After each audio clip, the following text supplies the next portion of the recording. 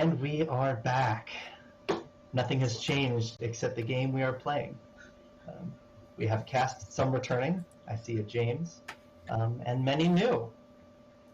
I'm now the voice in the void, though, as I will be simply watching this stream. But why don't we introduce our cast, starting, of course, with our Warden here, Matt. Hey everybody, I'm Mattumland. I will be running an adventure that is featured in Hull Breach, which is an upcoming mothership anthology that is got about 12 hours left, 17 hours left on the in Kickstarter. So if you like what we do tonight, there's plenty of other great adventures and toolkits and other great articles in Hull Breach that can expand your mothership game. Really looking forward to doing some awesome and terrifying space stuff with everybody. Of course. Oh, does that mean we're doing the horror sounds early? Because I'll start to chime it on, but let's move over. My old friend Malia. Hello. I'm Malia. I have not streamed in a long time. Are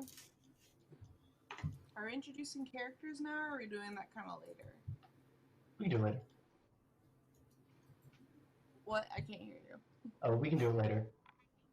Alright, I just kind of do art and show up to things. Maybe I'll be around more. Well, you showed up to this, and we're forcing you to show up to other things. You legally have to now. Legally, I will be back. Hello, everyone. I'm Bryant. I am back for some more drama. I'm pretty excited to get into the space adventure. I'm not familiar with Mothership, but I'm more than happy to learn. So hopefully we have a good time. I know we will, and we'll see how it goes. Bringing it over, James.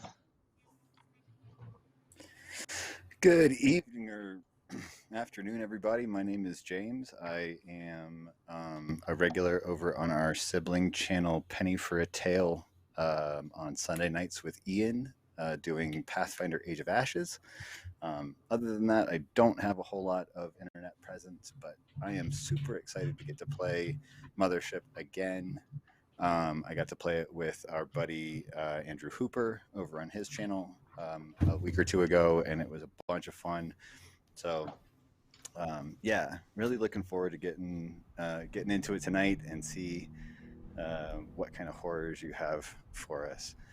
I don't think that I've played with anybody at this table before, so this is super exciting. Yeah, so yeah.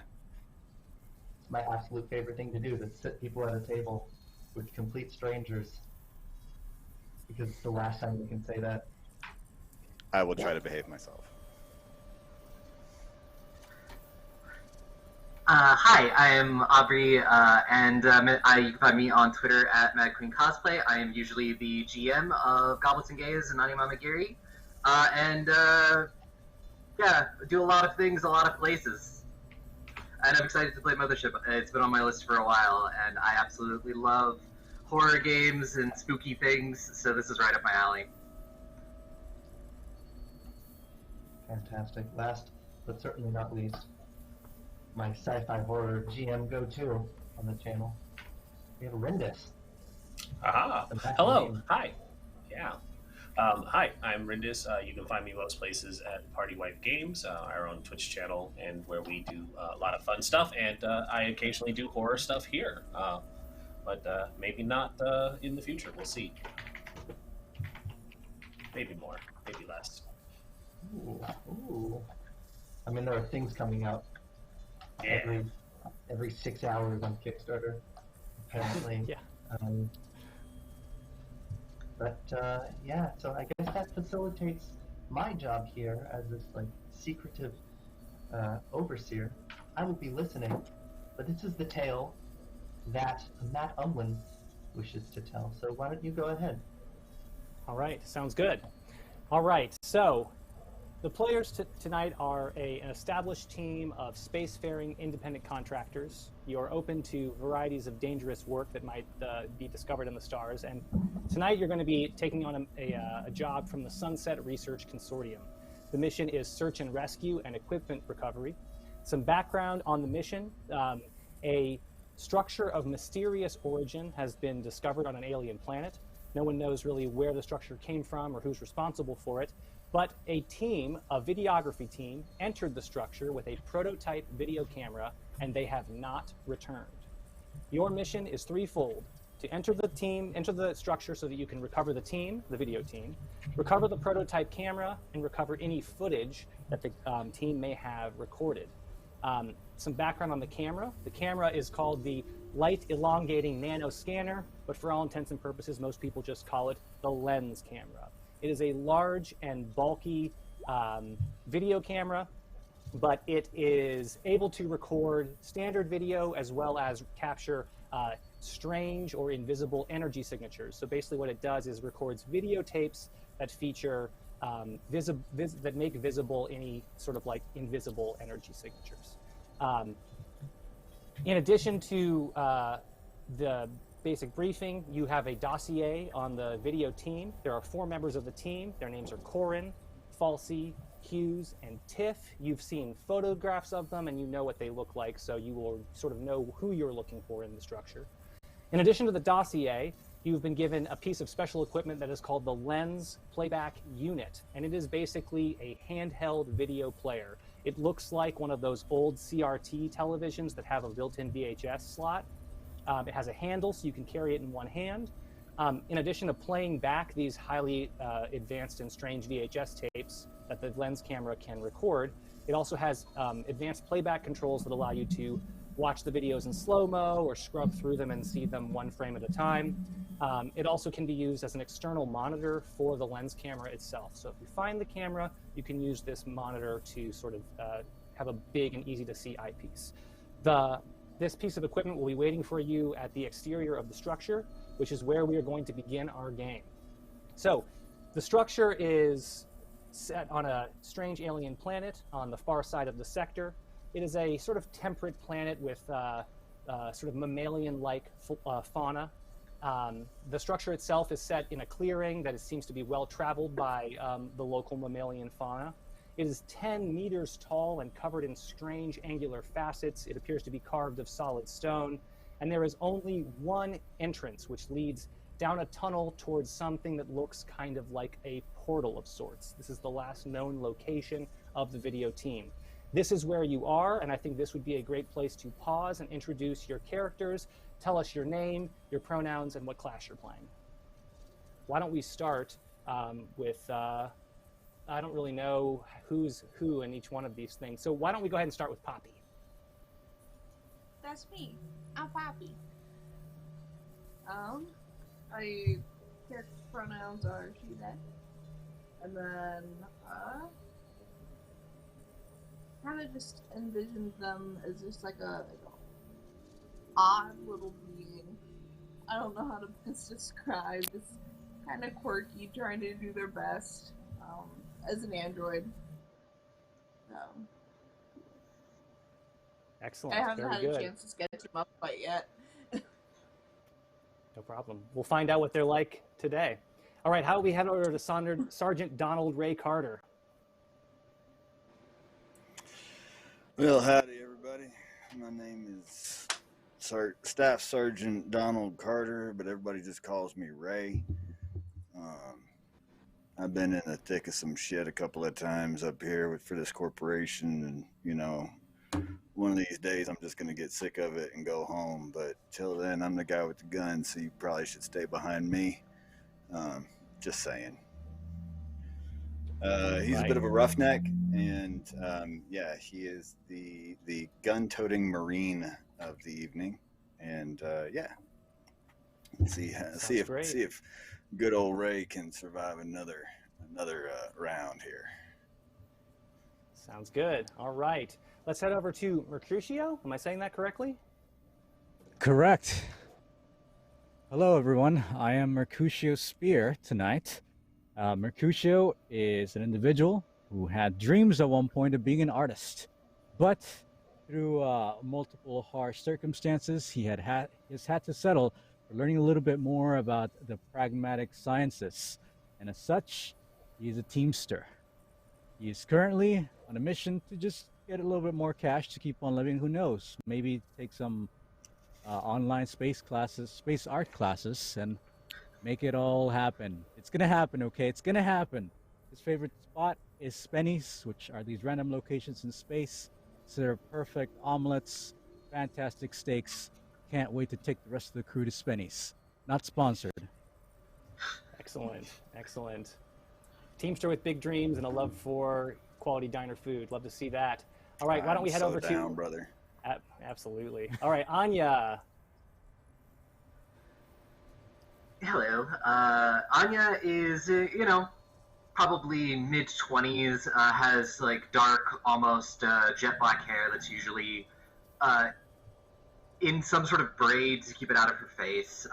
She's got the kind of classic mechanics overalls, tank top, and the mechanics overalls are usually like tied around her waist. Quite often she's seen walking around with her cat on her shoulder, which is sort of this orange tabby named Cheese. She's kind of just getting away from her old life. She's good at fixing things, so that she's just, continuing to do that. Absolutely. Someone's got to fix this And cat. I'm Teamster. I was like, yep, that's the one thing I forgot. All right, sounds good.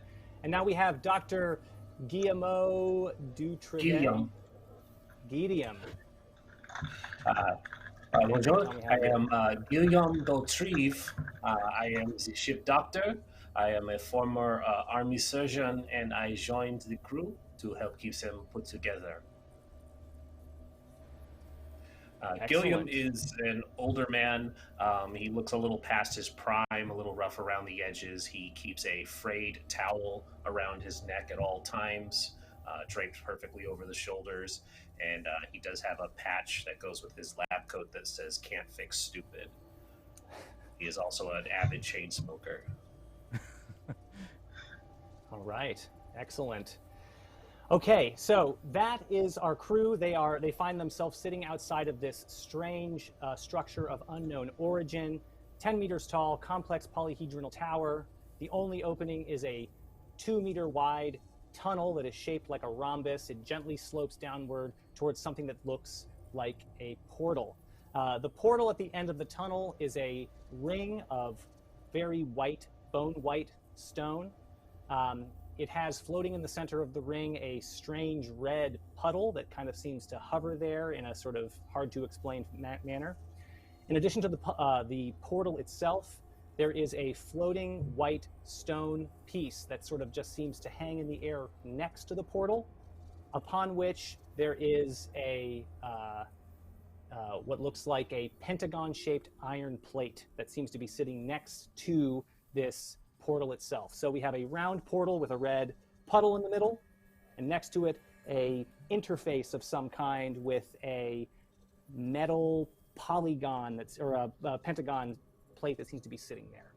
The only thing you know about this portal is that it is the way that the video team entered into the structure.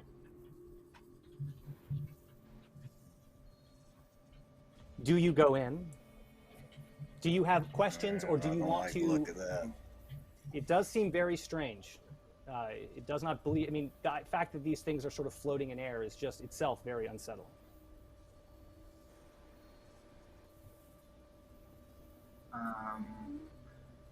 And I take it, this is not a thing that we normally see, just these things kind of floating around. No, it feels very, very strange, very irregular. Yeah, you've never really seen. This seems like you could call it technology or something that you've never encountered before. It's very strange. I want to do the very, very, like, how close are they? Are they like right in our faces? Yeah, so as you walk down this slope, it's sort of like this sort of sloping tunnel like ends, and the ring portal is sitting at the back of the tunnel, and the sort of strange interface is sort of sitting like floating off to the side right next to it. So you can be as close or as far away from it as you want. Kind of want to do the super scientific thing and poke it with something. Absolutely. Like a screwdriver or a wrench or something, and just, Sure. Man, so I'm not getting paid enough for this shit. Yeah, it's a good start. You're already poking it. So the question is, Yeah, what to go ahead. poke? Poke it with a stick. That's great. There's the red portal itself. There's the interface to that's next to it. Which of these things do you wish to poke? Probably the interface. See if there's a way to turn on, turn off, open, close the portal on the interface. Sure. As you poke around with your screwdriver. Oh, please, Poppy. Yes, go ahead. I just wanted to like go over and help with that as well. If Absolutely. like Yeah. awesome. So Anya and Poppy are sort of examining the interface, poking at it with the screwdriver, looking around. You notice a few things. One is that this iron plate that looks like a pentagon that seems to be stuck to the interface is definitely like floating there, but you can remove it if you wish. And it's interesting because the pentagon is stuck to it, but nothing else seems to stick to it. So like your screwdriver, your hands, whatever it is that seems to make this metal plate that's shaped like a pentagon stick to the interface does not appear to be attracting anything else. So if you want to remove the pentagon, you probably can, you think, after sort of fiddling with it. We'll look over at Poppy and be like, should I? Yes.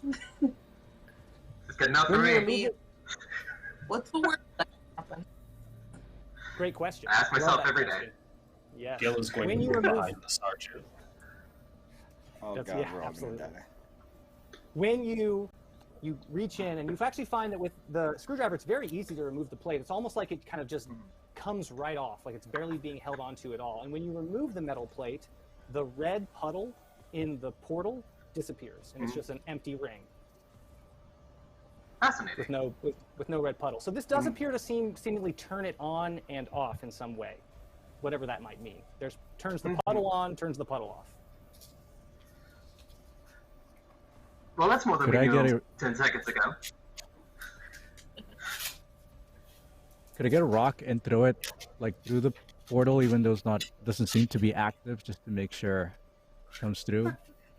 Yeah, great question. When you toss the rock through it, it just flies right through the ring and bounces off the roughly hewn stone tunnel at the end. Nothing seems to happen. It passes right through it. Well, Seems safe now. I'll just as a test, put the pentagon back in. Turns it right back on. Red puddle appears instantaneously. Tell you what, Anya. That ain't Spenny's. I throw another rock into the red portal. Would The- you stop throwing No. rocks at stuff? Will you throw- Oh, This is man. science. This is science. That's right. You very scientifically pick up your rock and throw it I'm gonna wind up being into a the red guinea puddle. pig again. I just know And- it. God damn it. That's right. When you hit that red puddle with the rock, it appears to it sort of pauses for just the briefest moment and then just gets pulled right into the red puddle. You don't hear any clang around the backside, and in fact, as you look, you can see that the rock that made contact with the red puddle did not come through the other side. Well, who wants to go first? You know it's gonna be me. I'm the one with the big gun. Come on. All right, let's do this. We'll be right behind you. All right, is there No, anybody so- that's not all going right. in? I tell you there what, anybody- why don't y'all wait here? Let me duck in real quick, make sure ain't nothing gonna eat us on the other side, and then I'll pop back through and let you know if it's all right. Very good idea. Okay, Wait, I'll go all Sergeant. quiet like. sounds good. Sergeant, I hold him back a little bit. Hold on. Is there any plant life around?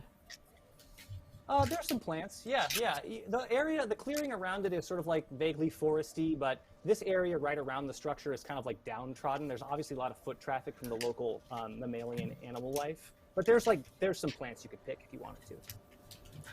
I would like to pick a plant with some dirt and lunge it into the portal first. It was right Hold through. on, Sergeant, hold on. You gotta It check behaves for... ex- Just doing a thing, Sergeant. Just trust me. It's doing a thing. I do it. Well, just making sure it ain't gonna light me on fire because I'm made of organic material. I know what you're doing. I see you. Yeah. See, And it would that's appear why- that the Yes, Sergeant. Organic material, it behaves exactly the same way as the rock. It pauses just for the briefest moment, gets pulled through the puddle, and is no longer, and seems to disappear. Ah, that is a good sign. After you. I appreciate After it. you, Sergeant. I really do, man. All right, here goes nothing. Ray, you're going in? And he will lift his machine gun at the ready. Kind of like crosses himself real quick. So before we talk about what happens to Ray, yeah, you do your cross, you got your gun. Before we talk about what happens to Ray, I would like to ask everybody who's not going in is immediately going in the puddle, how long are you going to wait for Ray to come back? Because after 10 minutes, he hasn't come back. Would we have waited for 10 minutes? Would you have waited? That's your call. You don't have to, but I guess I'm spilling the beans. Shit, I was going to say 5. Damn. Yeah, I was going to say 5. Yeah, once it hits 5 minutes, Anya would definitely be like, we should probably go after him. He is either dead or scouting ahead, so I will go in. Okay. Yeah. So you're going to go in after about 5 minutes. That sounds great. Okay. I'm going to ask everyone except for Ray to take on the veil of uncertainty as I tell you things that your characters don't know yet. Ray, as soon as you make contact with the red puddle, I want you to make a body save as it pulls you violently forward into a space that you can't really make sense of in your mind. Okay. You just want to roll under your body value on a D100. On a D100. And we're doing that in roll 20, correct? Doing that in roll 20. While we're doing no. A 91. Way not under. For donating $130.69. Nice. Whoa! We are very close now to our donation goal that was supposed to end around midnight. So let's see if we can't keep shattering expectations. That's right. Let's keep that going. Let's keep that going. Oh, all right. God, You feel that's awesome. That is fantastic. That is fantastic. Let's celebrate. Let's celebrate by telling you what's going to happen to Ray as he touches this portal. By not killing Ray. That's right. A very strange and ultimately not really painful but unsettling experience. And as you go through, you fail your body save, which means you're going to gain 1 stress from that experience. But what's going to immediately happen after you come through the portal is you're going to find yourself surrounded by total darkness, and you're going to fall. And you're not exactly sure how far you're going to fall because it's hard to tell, but you would say that it's, long enough that it's going to hurt. Shit. As you fall, please go ahead and roll a body save that determines what's going to happen to you when you land on the ground of the room that you're in. Okay. Body save, is that a D100 again? Yes, it is. Same as before.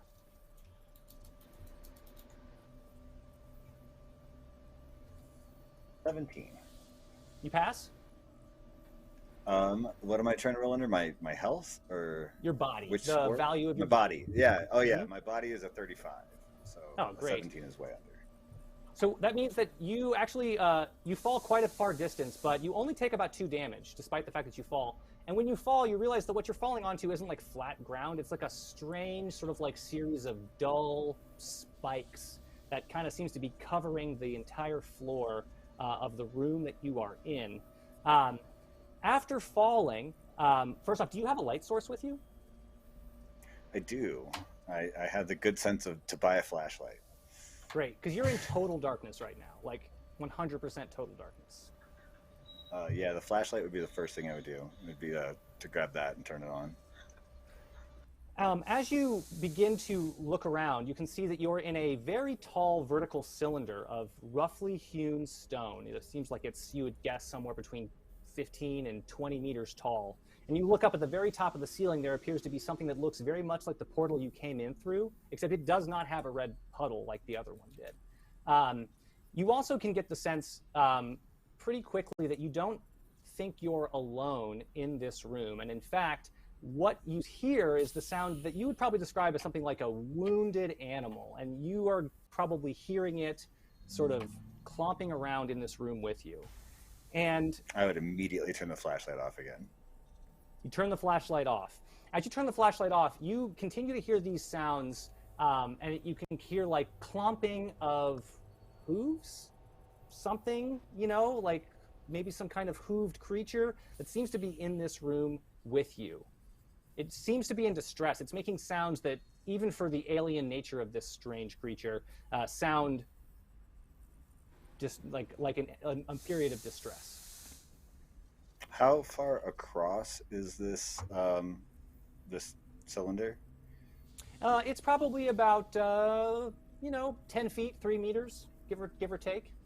Actually, no, it's probably longer than that. It's probably, yeah, you're in a well. That's exactly right. A bit of a wide well, but yes, it's probably about, let's call it 15 feet wide. Sorry. But whatever this thing is, it's relatively close to you, you think. Like, you hear this sound, and it seems like it's moving quite a bit. Like, it's starting to flop around. Clopping, clapping. And I think right about then would probably be a good time for the rest of us to appear in the portal. Make sense?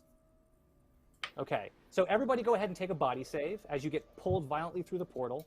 If you fail the body save, then you gain 1 stress. If you don't fail the body save, then you are able to shrug off the effects of going through the strange portal. Oh, I got a 5. Nice. That's not good. Hey, Orange got a 5 too. Nice. Yes, Anya, it feels very, very unpleasant as you feel yourself be in 2 places at once. It's very strange. In addition to the body save from going through the portal, you're going to roll another body save as you all fall approximately 20 meters. So go ahead and just do that. Everybody roll me another body save, and let me know how you do. I got a 1. Okay. Anya, Since I did roll funny, how do I type in the command for a D100 again? oh, it'll be /R 1D100. Okay. You had it very close. You just want to put the slash before the R. There's also a quick menu on the left. If you hover over the die and you just click on whatever die you're looking for, it should roll it automatically. Yep. Okay, yeah. Just didn't let me. Yeah, it's just being funky. No problem. Sorry. Yep, that's okay. I failed my Okay. first one. That takes 1. You take 1 stress. Anya, you're going to take 23 damage as you fall Yeah, Jesus. very far. How's everybody else doing on their fall saves? I rolled a 1, so Logan. I think I'm good. You do. So you're going to only take. Oh, wrong. Yeah, you're going to take 8 damage for falling 20 meters. All right. Oh no. Alright, Success means you take less damage. And is that's like minus to health and stuff? It's minus health. That's right. And if you Okay. lose an entire wound, let me know. Yeah, I only have like 18 health. Okay. I got rolled really low for that. Cool. So when you fall, you're going to take a whole Uh-huh. wound, and you're going to completely break your leg. Yep. Okay. Who has not given me their roll for falling? Me. I failed both. Okay. Oop, I rolled the wrong die. 1 second. No, that's actually... There you go. So, Papa, you take 16 damage from the fall. Okay. Okay. Everyone pulls into the... You're all in a completely dark room. You can all feel the same sense of this being a strange well-like structure with weird, dull spikes that appear to be covering the entirety of the floor. After falling in momentarily, you all begin to get the sense also that there's something else in this room with you, but it is, of course, completely dark. Shit. Welcome to Sajan, are party you on. here? God. I just sort of like probably. Keep it down. There's something in here with us. I don't know what it is yet. I will trust you to keep an eye on it. It seems I have my work cut out for me today. I'm gonna head over to the whoever had the broken leg. Anya. Yep. Anya, you have to do as your cat does, land on your feet next time. Yep. Your cat's fine, by the way. It lands just a few moments later. It Right next also to you. landed on Anya. Yeah, exactly. Yes, exactly. If you would like to do doctory things. Yeah. Field medicine. For sure. Yeah. And I am assuming what stat am I rolling for? You could probably roll it with intelligence. Okay. Or whatever you think would be appropriate. I would be fine with intelligence or whatever. Intelligence is fine with me. Just Cool. to know how to pop it back into place and put a splint on it. Mm-hmm. So you're working on that. Feel free to roll. Oh no. Well, it's bad. Even with my bonuses, it's still not good. Yes. So you can assert quite certainly that the break is quite bad. You are able to bandage it up. You can kind of keep, you can perhaps slow the bleeding, but you realize that you're going to have to be able to really focus on this and take a concerted amount of time if you want to do anything that's going to make this leg walkable. But for the time being, it means that Anya's probably going to need to get some help. And I will let you, Anya, decide how you want to play your broken leg. There's no specific mechanical things. Play it the way you wish to play it. Okay, there is something in this room with you. It appears to be sort of stumbling around.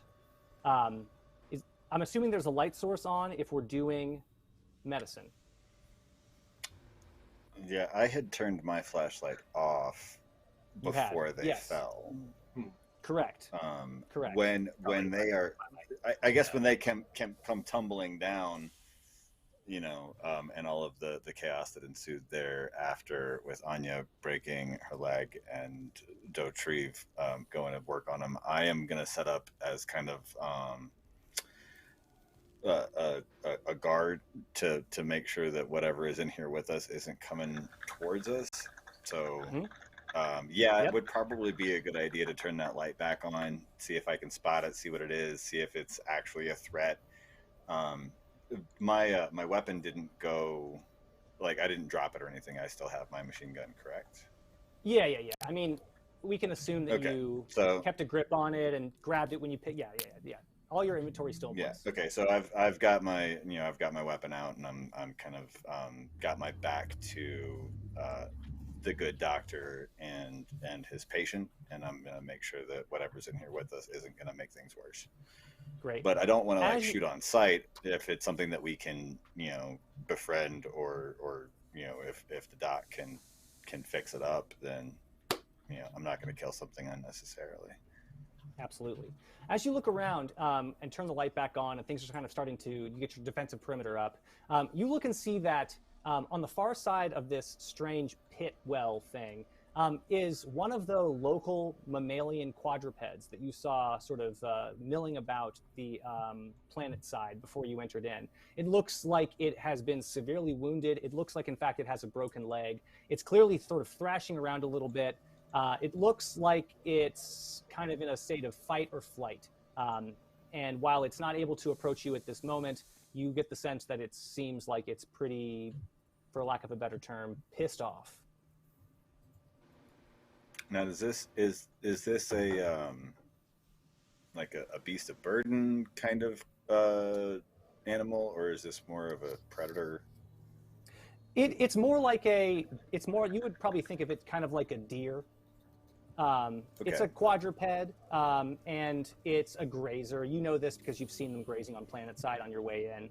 They are not the kind of thing that you felt threatened by when you saw them planetside, but you think that perhaps any wounded animal has the potential to be dangerous. You also notice that there is... Go ahead, please.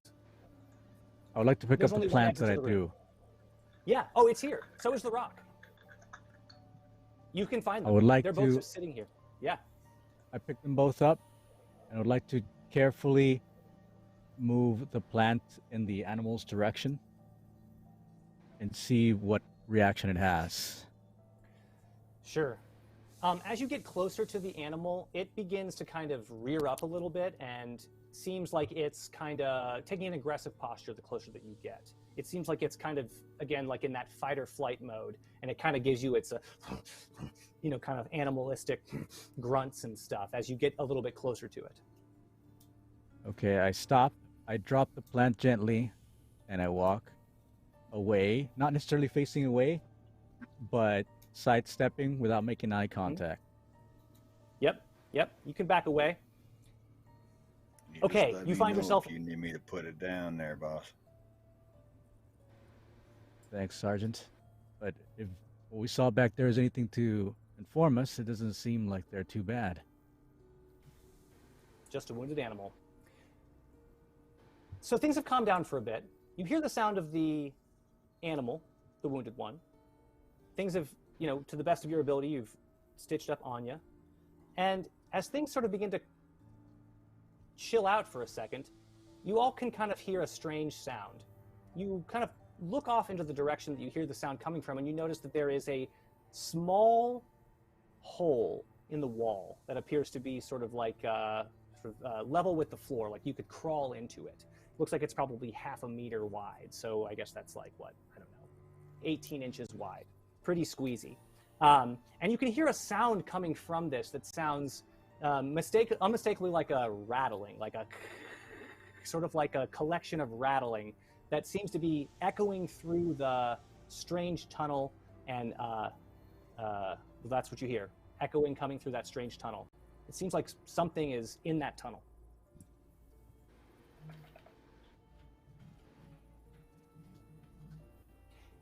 After a few moments, you can begin to see a very strange sight, which is a collection of bones that appears to almost spill or pour or float out of this strange, this hole that's in the wall. And as you look and you see these bones, yes, and as you see this strange collection of bones, they kind of seem to sort of rear up into sort of a strange, almost undulating collection of limbs, like floating bones that kind of seem like this strange multi-limbed sort of collection of bones. You would call it a skeleton because it's made of bones, except that it takes no shape of any known skeleton you've seen, and appears to be amassed from a bunch of different kinds of bones from different kinds of animals. As this sort of collection of bones begins to kind of sort of shudder its way into the room, you all immediately feel terrified of it, and can please roll me a panic check. What you're going to do is roll a d20, and you are hoping to roll above your current stress level, which means that it's very easy at this point because you're not that stressed. So if anyone rolls under their stress, please let me know. Oh. Close. Close. Very close. So as you are looking at this, Mecrutio. Oh, no. All right. Interestingly enough, Mecrutio, a 1 on the panic table means that you are laser focused. The extremity of the situation has caused you to gain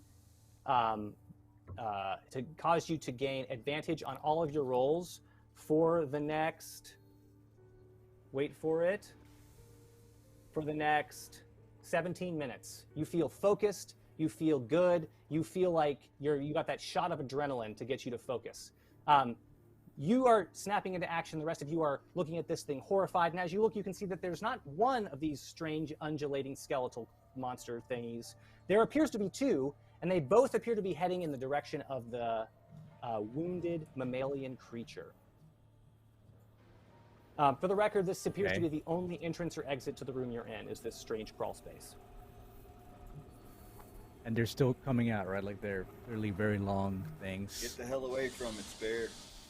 Yeah, they're like, they're kind of like, yeah, they kind of are like a floating mass of bones. They seem to be floating in the air in a vaguely limb-like shape. And it seems to be a creature, right? Which has flesh. No, it does not have flesh. It appears to be, it's only bones. It's like a floating cloud of bones. And Oh. The only reason you might call it a creature is because it almost seems like it's sort of walking. Like imagine a strange assortment of bones that sort of, like imagine if someone who had no idea what a skeleton was tried to make a skeleton from a bunch of different bones. Like they wouldn't get it right, but they might assemble something that looks skeletal, maybe like a skeleton, and it's kind of like, as you look at it, kind of stands itself up. It kind of walks clumsily through, and kind of weird to say that it walks because the bones are all kind of floating, but it kind of has this sort of gait, kind of like it's walking. It looks like a creature. Its behavior, man, the only way I see out of here is where that thing came from, man. So while it's dialed in on that deer, I say we take off running. I am in agreement. Good call, Sergeant. It looked at us or like acknowledged us at all, right? It has yet to make any movements in your no movements in your direction whatsoever. It's right now it's focused on the wounded animal. Y'all get going. I'll bring up the rear. Come on. Kick All right. rocks. You're making your way through. Yeah, probably just like got like an arm around someone's shoulder and like limping. Perfect. Oh shit, that's right. Oh crap. I help Dr. Anya to rush over. Yeah. So folks are helping Anya, and we're making our way through this strange crawl space. Yeah, there's and an I think opening. There's an opening. It's like a crawl space that appears to be like the only real way in or out of this pit that you're in.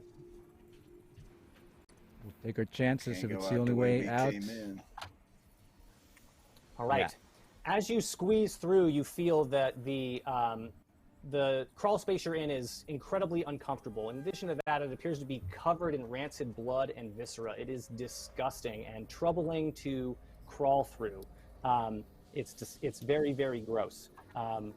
As you pull your way through it, you are there's no way to avoid the sort of viscera and blood that is in that room. And each of you are going to go ahead and take, did it work? 3 stress for crawling through it. Behind you, you hear the stress starts at like 0 and goes up. Starts at 2 and goes up. But yep, 2 starts at 2 and goes cool. up. Yep, correct. As you crawl through this tunnel, it's about 7 meters long, jagged and uncomfortable, and you crawl out into a triangular-shaped room with a low ceiling of about 1.5 meters, which I think is probably something like about 4 or 5 feet. So it's a crunch to get down. You can see that this room that you're in is something of a crossroads. There's lots of what appear to be different ways in and out of it. So there's the crawl space that you just came in through. There are 2 other crawl spaces, and there appears to be 2 wider doors that are closed off by large blocks of white stone that look similar to the white stone that you saw on the portal. So to enumerate that again, we have a total of 3 crawl spaces, one of them you just came from, and 2 large doorways that are closed by white stone blocks. You look over and you can see that sitting just outside of one of those crawl spaces is a videotape. Is a what? I'm sorry? A VHS Videotape. Those are the things that we're like looking for, right? Correct. I mean, who's got the thing? I assume somebody has it.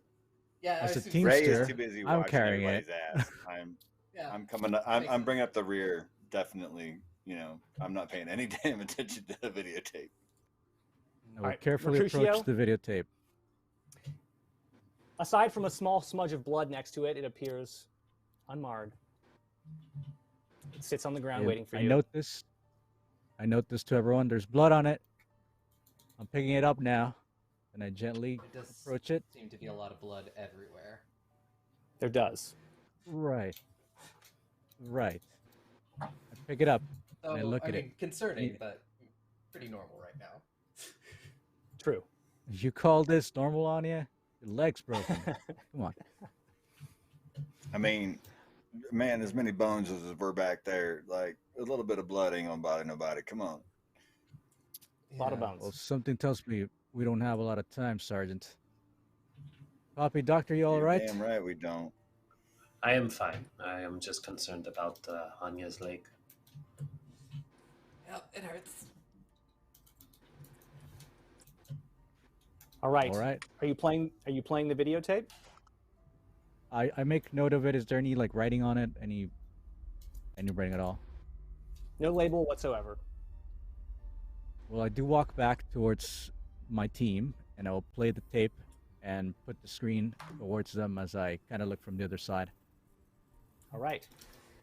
As you watch, you see a familiar sight, which is the exterior of the structure, and walking down towards the entrance portal is the view. And you see two familiar faces. You see the face of Falsey and Hughes, who are two members of the video team.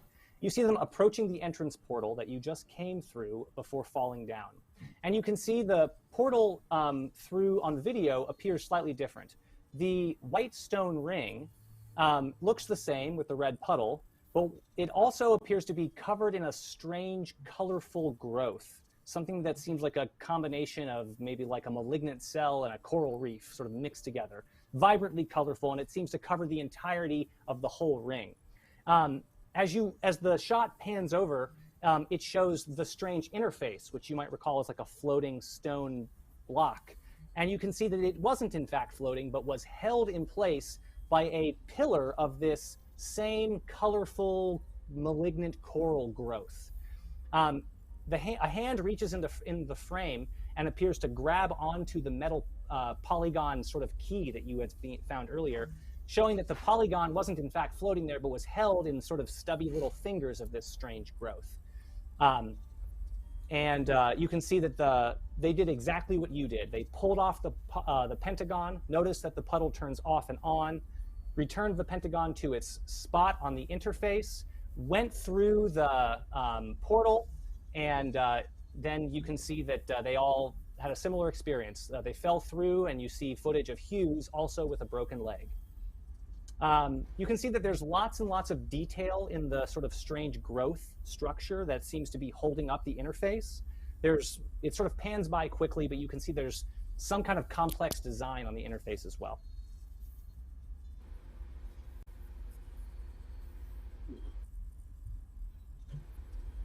This is your first example of the footage that can be captured by the lens camera, revealing to you the invisible structures that were there all along.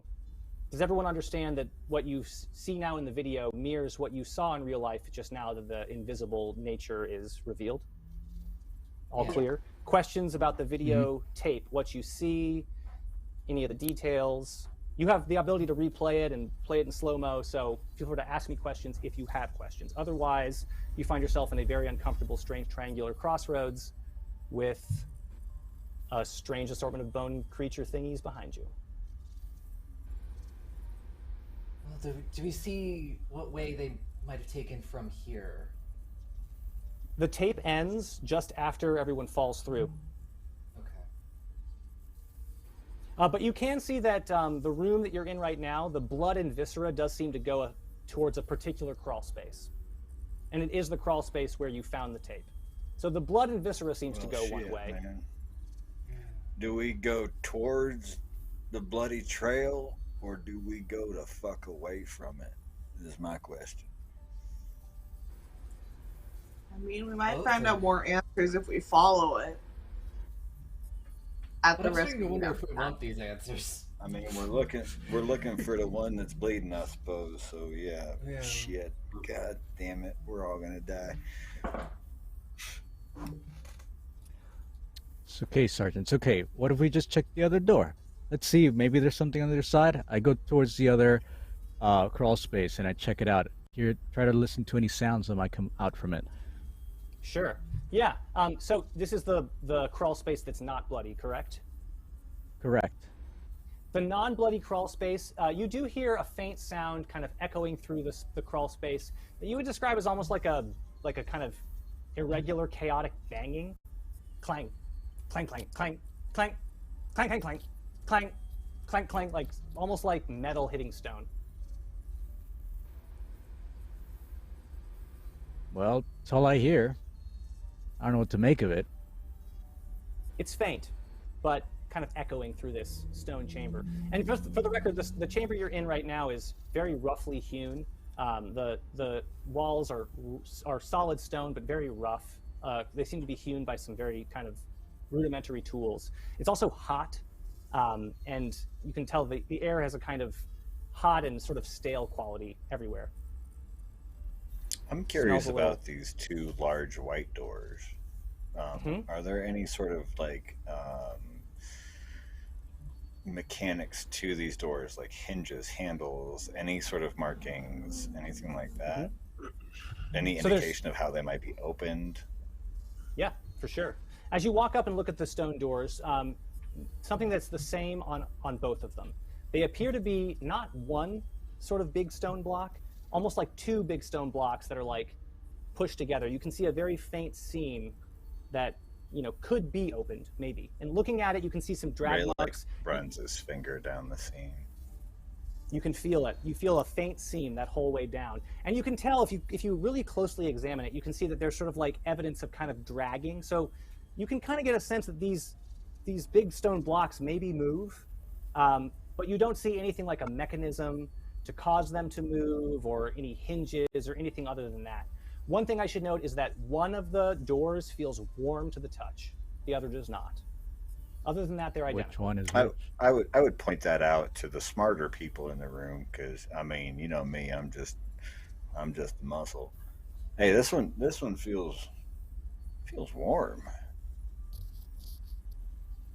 Yeah. You got a warm one.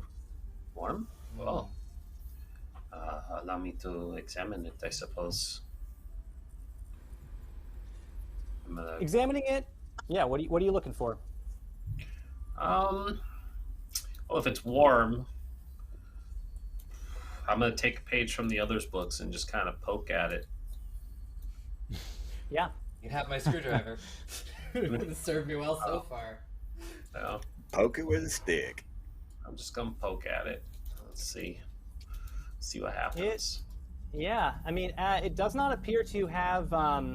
You poke at it, and other than, you know, you can confirm that there does appear to be a seam, and you can confirm the same observations that Ray made. It appears to drag, probably open side to side, but nothing seems to indicate, there's no interface or anything of that nature. As you return after, go ahead, please. Are all the doors like the same as that? So you have the two large stone doors, and then you have 3 crawl spaces that don't have doors. Okay. So with the drag marks from the big doors, is there a particular direction that looks like it might swing from? If it was, is this just like a push door and we're on the wrong side? It looks like it opens like it's like 2 big blocks of stone that come together, and it kind of drags out this way. So it seems like it opens like, okay. You know, yeah. So it doesn't open like this, it opens like this. And the drag marks are sort of like down here at the seam, where it's like you can see that it's kind of like worn down into the stone, like it's been this a little bit, you know? Just around that time, as you're in, go ahead. I was just wondering if there was like anything else in this room, like bone remnants, or is it just like blood, doors, crawl spaces?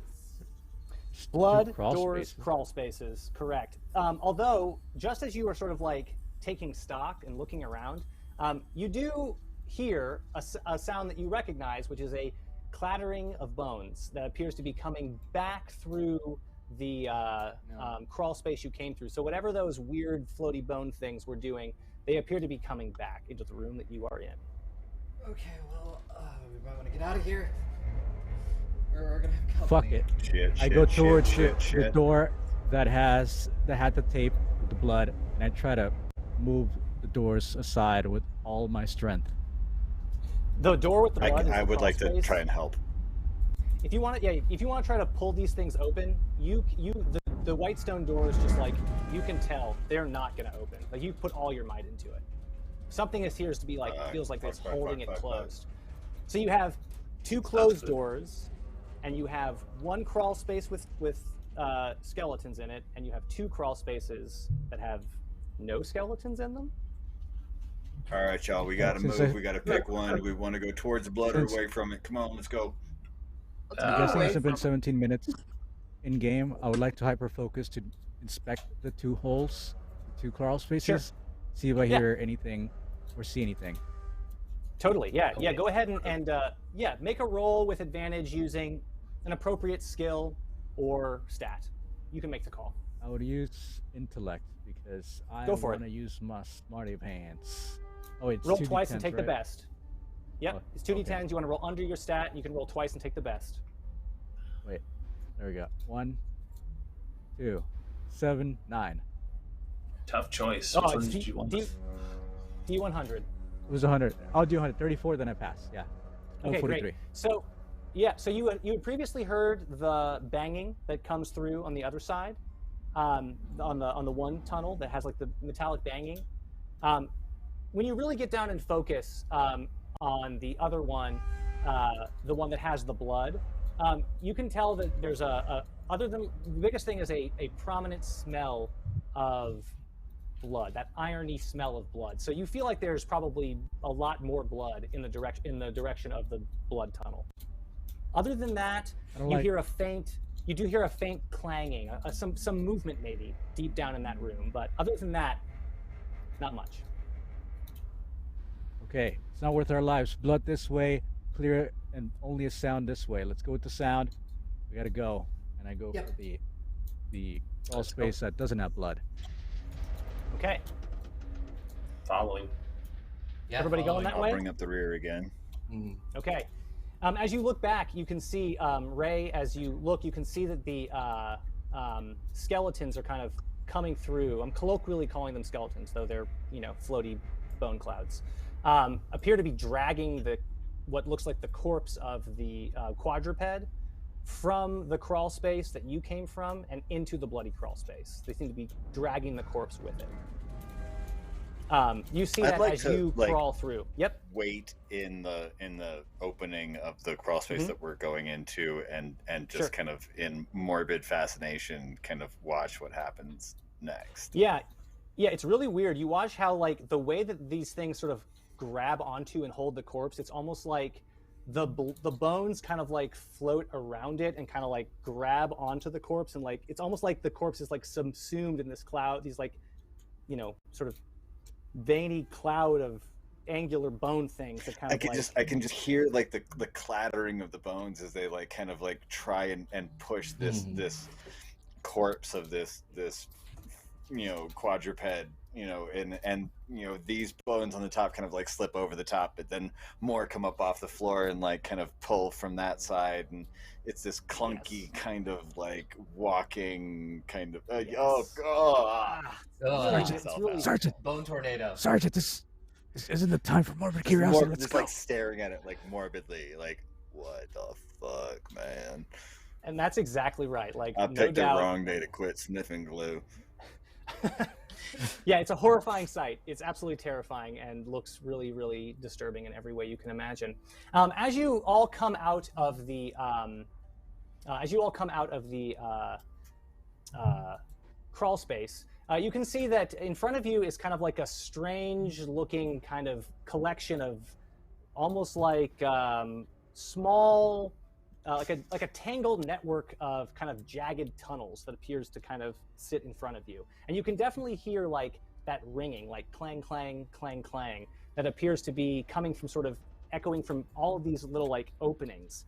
Does anybody have any relevant science skills like earth sciences, or even just an intellect check would be totally okay with me. If anybody wants to roll to kind of gain some insights about the strange shape of these tunnels. No earth science. About intelligence. Anyone who wants to trek intelligence can do so. Intellect is my highest, so let's give it a shot. Pass 29. I don't. Fail. I pass it with a 28. Hell, anything's worth a shot, I suppose. Sure. As you all kind of look around, and there's a couple successes, right? More than one? Great. So you look around and you can kind of tell that, like, how's Ray doing? Success for me. Great. Oh wait. As you all look around. Sorry, it's a failure by one. Oh, no problem. No problem.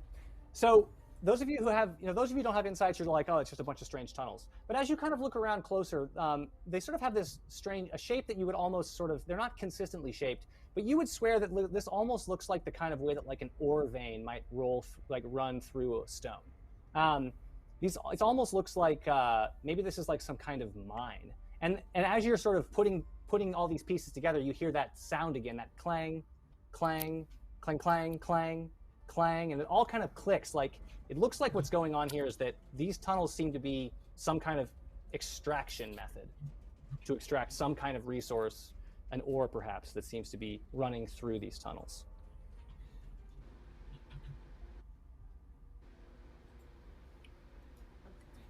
There's basically one way in, but you can see that it splits off into lots of different directions.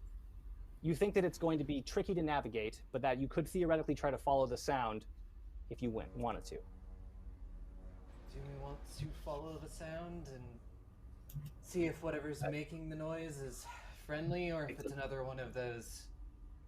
It could be our last companions. Yeah. I mean, shit, you got any other options? I mean, I absolutely let's do either not. go with the one with the sound or just pick one at random, right? Yeah. I say, hell, let's go find out what's making that noise. Wait, what does the ground look like? Is it made out of stone and dirt, or is it all rock? It's stone.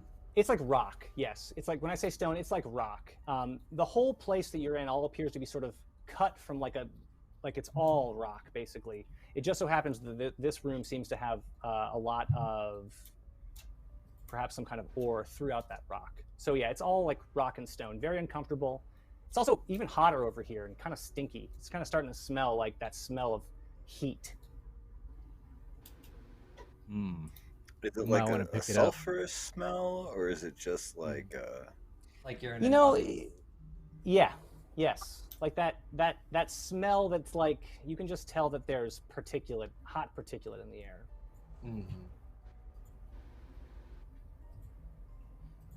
Does it look like I could mark the stone in some way, like with a shovel? Because I have a shovel. Like, sure. I think if you wanted wanted to leave a trail, like an indentation, like a mark. I think if you wanted to try to like slam it down, you could make something that sort of resembled a mark. You know that it might be a little tricky to see, but it's not impossible. Not impossible. Okay. Some breadcrumbs there, Hansel and Gretel. They lived to tell a tale, didn't they? I mean, they were almost eaten, but yeah, they did. And the insurmountable amount of trauma. I feel like we're gonna get some of that tonight. Says the one with the broken Trauma leg. can be dealt with. Yep. That's the spirit, Anya. That's the spirit. So are we taking it slow and trying to leave a trail for ourselves? Is that the plan? Yeah. If it's gonna take too long, I think we should. Okay, sure. No, I think my it concern sounds is like a getting good hot. idea, because, I mean, we're getting into this many tunnels, man. Like, it's going to be real easy to get lost. All right. As you make I your could way, I could put a round or two in the wall over No. top of it if you want me to, but that would probably make too much noise. And who knows how it might react with the air? Let's just not risk it. right. Yeah, if we. So we'll go. What if, Go ahead. You the boss, boss. I was saying, who knows what happens if we like spark something accidentally in here? For sure. As you make your way slowly through the tunnel, you do find that it's not too hard to follow the sound of clanging and banging. And in fact, as you kind of peek around a corner, I'm assuming you have a light source. It's totally dark in this space, just for the record. Like, so far you've encountered no lights whatsoever. I have a flashlight as well. Okay, I cool. think So my there's flashlight is still on, technically. Got it. As you come around a corner, you can hear the sound of banging is quite close, and you have a feeling that it's sort of like just around the bend. So I'll give you the option to peek out if you want, though you are generating light, just for the record. Wait, I have a salvage drone. Does it have a camera? Sure, totally. Why not? That makes sense. Why would a salvage drone? Yeah, of course, definitely. I would like to deploy it. Right? Deploy the drone. And inspect Yes. what's over there. With the As the sound. drone comes around the corner, I'm assuming it has light, so we'll just assume that it's casting light if it's going to be capturing video. Fair? Mm-hmm. Right. As you come around the corner, you hear that the source of the clanging is 3 of those strange bone clusters that appear to be sort of crudely grabbing onto what look like even cruder sort of metal tools, and appear to be doing sort of what you expected them to be doing, which is they seem to be like banging at the wall and extracting bits of ore, kind of a glisten to it. As you look around, the strange skeleton things don't seem to pay the drone any mind whatsoever. They don't notice it. You shine a light right on them. They don't react in any way whatsoever. But you can tell, looking at the drone, that there are a few things sort of floating amongst the bones of these 3 skeletons. There is what looks like a ID badge, like a blood-splattered ID badge that seems to be sort of tangled up into one of them. One of them appears to have a videotape tangled up in their bones, and the third one has another one of those metal iron keys that looks like a polygon. Other than that, they are completely uninterested in the drone and continue to go about their business of banging their crude tools on the stone walls. Well, I'm guessing everyone else can see this. So I look back and I say, well, shit. I'm starting to get a really bad feeling about what happened to the other people. Me too. Yeah, I'm wondering if any of those bones are the people we're looking for. I'm wondering if all of them are the people we're looking for. Well, we learned one thing. Those tapes can Stop me definitely be if useful. I sound crazy. Stop me if I sound crazy. But so far, these things have only reacted to that wounded animal back there. They didn't seem to pay us any mind whatsoever. What do you say I walk out there and see if they take a look at me? I'm pretty quick, so I can take off running if they start taking a unhealthy interest in me. I At would the very absolutely least, agree. I can start shooting. But maybe I can just walk in there and grab it, grab that tape and that badge and that key. I mean, crazier things have happened, right? Maybe if I'm quiet and just walk in there, maybe I can just pick them up. Should we not find an exit first? Seems like if we just do this, we're going to be running blind into trouble. Yeah, if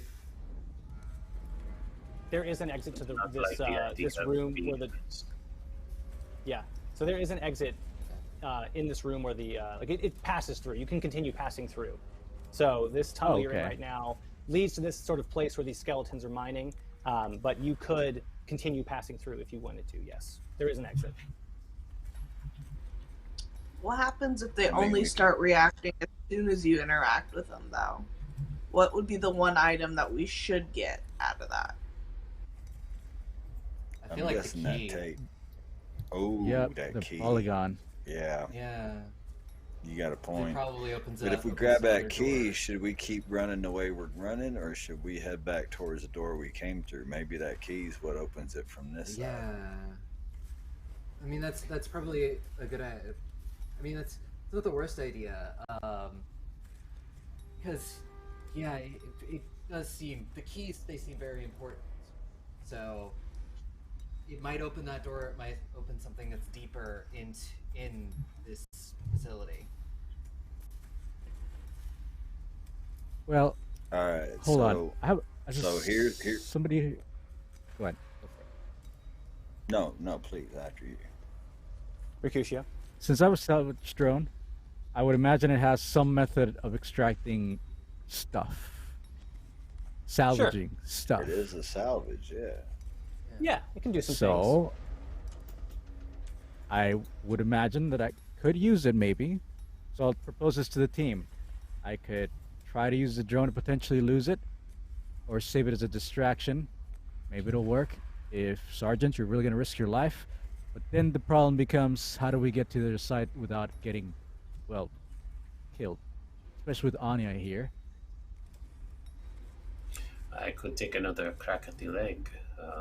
Excuse my turn of phrase. I mean, be my guest.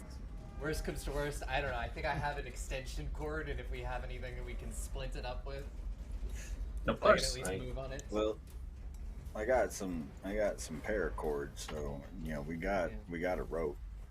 But yeah, man, Speare, you're definitely right. Let's before I stick my neck out there, why don't you try and grab something with that drone ears and see if they even care? Because man, if they don't give a shit about that tape or that or that key, then hell, man, just fish it out with your little robot there, and then we'll be on our way. Sure. We still have to get. All right, you're taking the drone out? Yes, let's do it. Which one you going after? You going after the ID badge, the tape, or the key? Key. Right? Key. Consensus? Key? Yeah, key. Yeah? Key is it. Eat it. Okay. Now, Anya, hun, you be ready. I'll be ready to pick you up and run just in case. You all right with that? Yeah, that's fine. We have Okay. fun. Somebody just carry me. You fly your drone in. I'm assuming it has some manipulators. You can tell me how you attempt to get the key out. Okay. Well, I will, as carefully as I can, I will maneuver this drone closer and closer, watching the camera feed how these creatures react, if at all. And no, do they as react you get at all? closer and closer, they don't seem to react to you getting closer with the drone. Wait, I have an idea. They don't. Yeah, they In don't that seem to case- react. As the drone approaches, they're just doing their thing. Okay. In that case, I will. Hold on, I feel like there's something here I'm missing. I'm gonna get my rock, and knowing the general direction in which it's at, like these creatures are at, I'll throw that rock as hard as I can. Actually, no.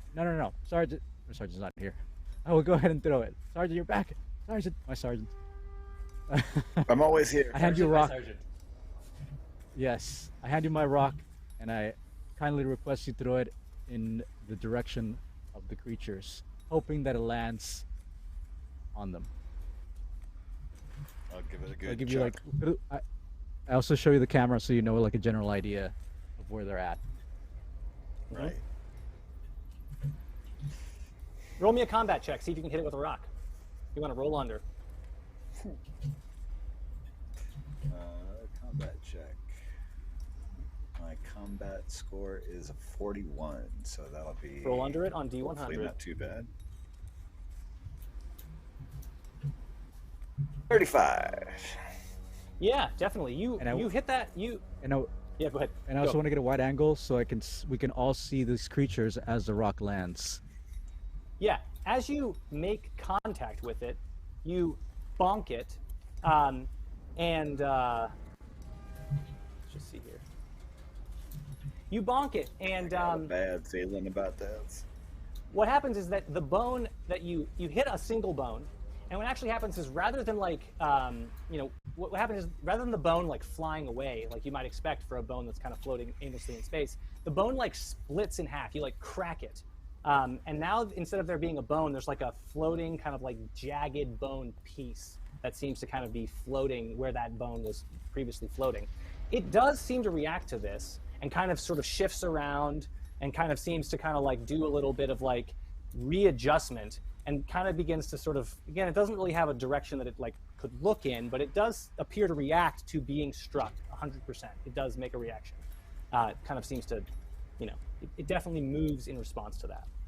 Oh shit, I didn't notice that for sure, man. No doubt.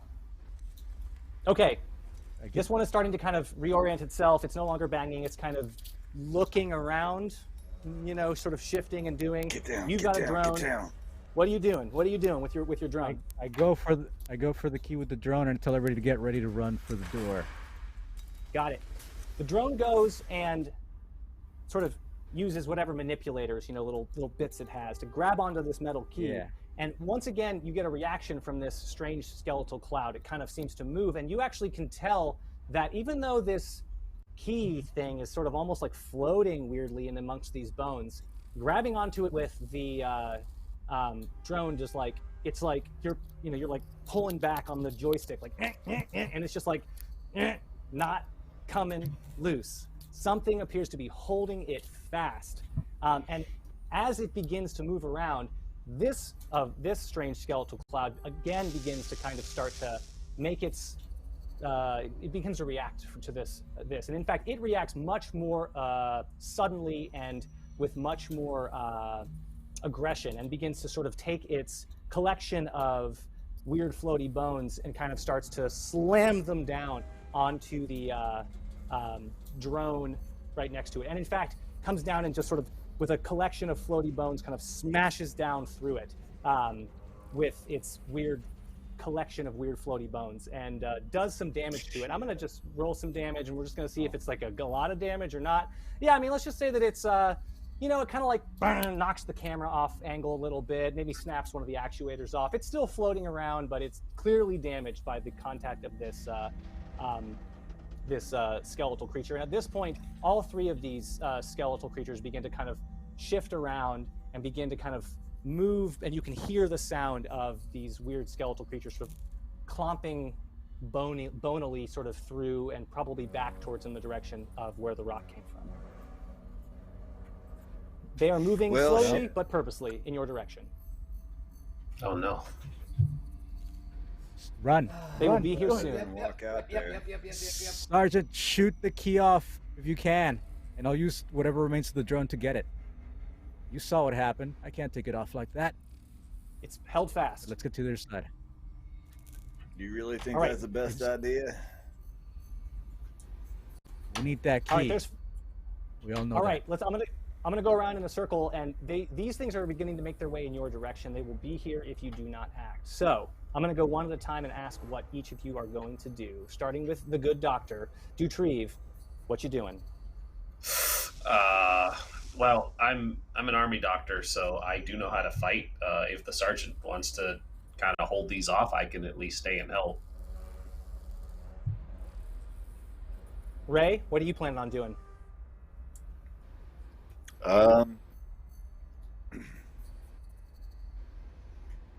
Shit. I'm gonna follow orders. I'm gonna take a shot. You want to take a shot?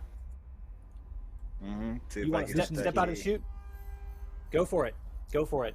This is going to be a tricky shot. You're shooting a tiny thing in amongst a sea of bones. I'm not saying you can't do it, but I don't think you should expect it to be easy.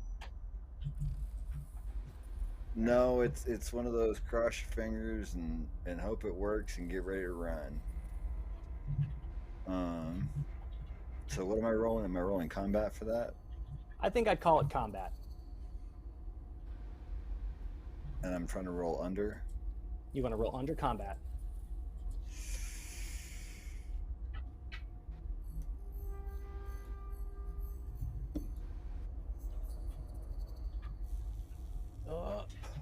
Oh, a 32 on a 41. All right. That is a success. You hear that sound of a bullet hitting metal. Ding, ding, ding, ding, ding, ding. And you can see that the key does appear to sort of wedge itself out. It's almost like a strange moment where it like flies upward and then kind of like pauses for a second and then kind of like slips and down and then kind of like falls, almost like something's grabbing it that you can't see. And it does lay at the feet in and amongst the skeleton that was currently that was previously holding it. Though that one appears to kind of react once again to the key being touched. But the other two, and it sort of stops and sort of starts looking down, kind of slowly floating its way down towards the key, where the other two are continuing to move towards the tunnel where the rest of you are. We've got a gunshot. It rings out loudly through this very small tunnel of strangely polygonal stone, and you got two skeletons heading your way one that is looking for its lost key, and 4 people who have yet to take any actions. Can I use my drone to get the key now that it's loose? Try? Or are we still doing the order thing? You can go ahead and try. Yeah, go ahead. Go for it. You can want to spend your action to try to get the key. Yeah, you go ahead. Give me a speed check. Give me a speed check. Or if you have an equivalent skill that might help you be faster. We're going to see who can get down to this key faster, the drone or the skeleton, which appears to be scrambling for it. Well, I would like to use my intellect as a teamster to assessing the damage on the drone. Try to, I don't know, move the power around so it's as efficient as possible. Totally. Yes. Science. Let's see it. And 44 is... No, I'm 1 over. I'm 43.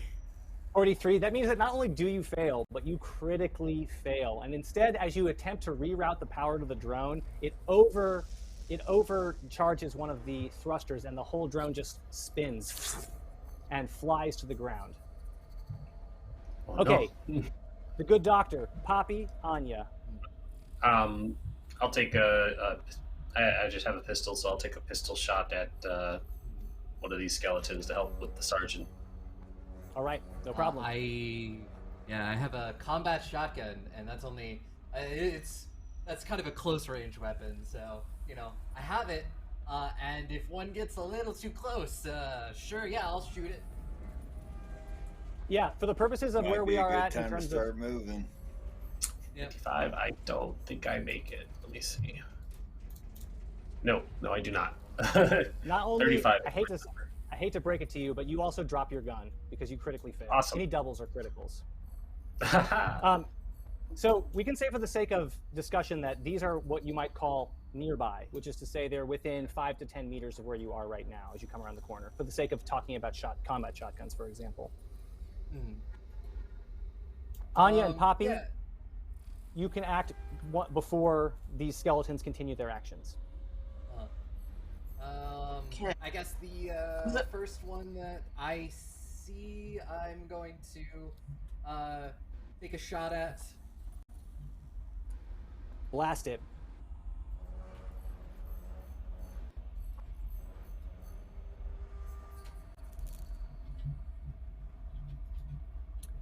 Wow. That's not good. Roll 20 wants me to die tonight. You blast high. The sound it echoes wildly, and the recoil from the shot causes you to stumble backwards, and your bum leg You almost hit me stumble with that. backwards. It's loud. It's incredibly loud in this tiny space. Poppy, you have yet to act, and then these skeletons are going to do their thing. I have a foam gun. So, how wide is the tunnel around us again?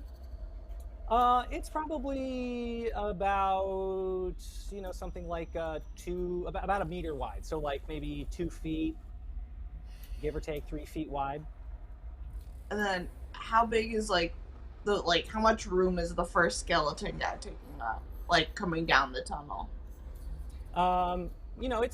They kind of are a sort of a floating mass, and they sort of compress and grow depending on the size that they're in. So they're kind of filling up, and as they're coming your way, it's almost like a bunch of clouds of bones. So it's filling up a lot of the tunnel. Okay. I would like to attempt to hit it with my foam gun. That's sure. Cool. Absolutely. So a combat roll. Combat. You want to roll under your combat score on a D100. All right. I rolled 29. My combat is 31. You succeed. Excellent. At least someone and does. This strange. Go ahead. Oh, sorry. It says on the foam gun there's a special that says body save or become stuck. Yes, and in fact, what happens is the foam kind of fills up the one of these skeletal creatures, and it kind of grabs a bunch of them sort of in place. So it's it kind of gloms up this one of them, and it's kind of stuck up like a wad of gum that's got a bunch of bones sticking out of it. And it does appear to be continuing to kind of try to fight against it, but it is clearly not going to be able to in the short term. That means that there's one more skeleton that is essentially coming directly towards you. And as it makes its way, I'm going to say that who is standing in front? Do we want to, or we can randomly roll? Ray? Okay. Or Mecrutio? Whoever. I was leading. Oh, that's true. Because he would have shifted forward. Yeah. Okay. I'm going to go ahead and roll my combat. As this thing comes up and kind of tries to surround you with... Ooh, it succeeds handily.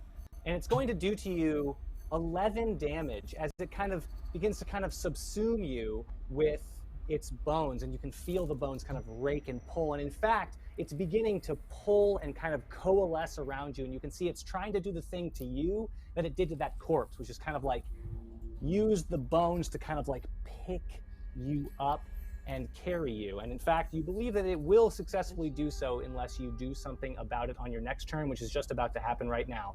Okay, everybody else, we're going to restart the round. We're essentially in combat. You've got one of our skeletal creatures is attempting to subsume Ray. You have one that is scrambling on the ground to try to pick up the loose key, and one that is pretty firmly stuck in some foam. This one skeletal creature appears like it's going to continue to try to pull on Ray unless something is done. Unless someone can go and get the key before this other skeleton, it will most certainly get the key. Those are the stakes. It's up to you to decide what to do. I believe Ray's up first, no? Go for it, Ray. Ray is just going to open fire on this thing that is trying to consume him. Absolutely. So that would be a combat roll? Yes, it would. With the heavy machine gun, just like open fire. If there seems to be some sort of like central core to this bone storm or something that even remotely looks like a head, that's where he's going to aim. He's kind of at a loss as to what to even shoot at, but his... You know, when all you've got is a hammer, every problem looks like a nail. Well, this thing's covered in nails. Just gonna start shooting, you know. Absolutely. So, yeah, go for it. Let her rip. Ooh, that is a 66. That is not going to do it. My combat is a 41. That will be a critical fail. That will be a critical failure. Critical fail. What is up with these doubles? Oh my god. What is up brutality with tonight? I know. Okay. So instead, I have good news. You don't drop your weapon. But I have bad news, because your weapon is going to be grabbed onto by a bunch of bones, which are also grabbing onto you. So your weapon is there. It's like next to you as you're starting to be kind of contained by these bones, and your gun is sitting next to you, not in your control, but it is right next to you, floating vaguely under the control of this cloud of bones. Okay, oh, that's so who's frustrating. up next? It's right there. It's right there.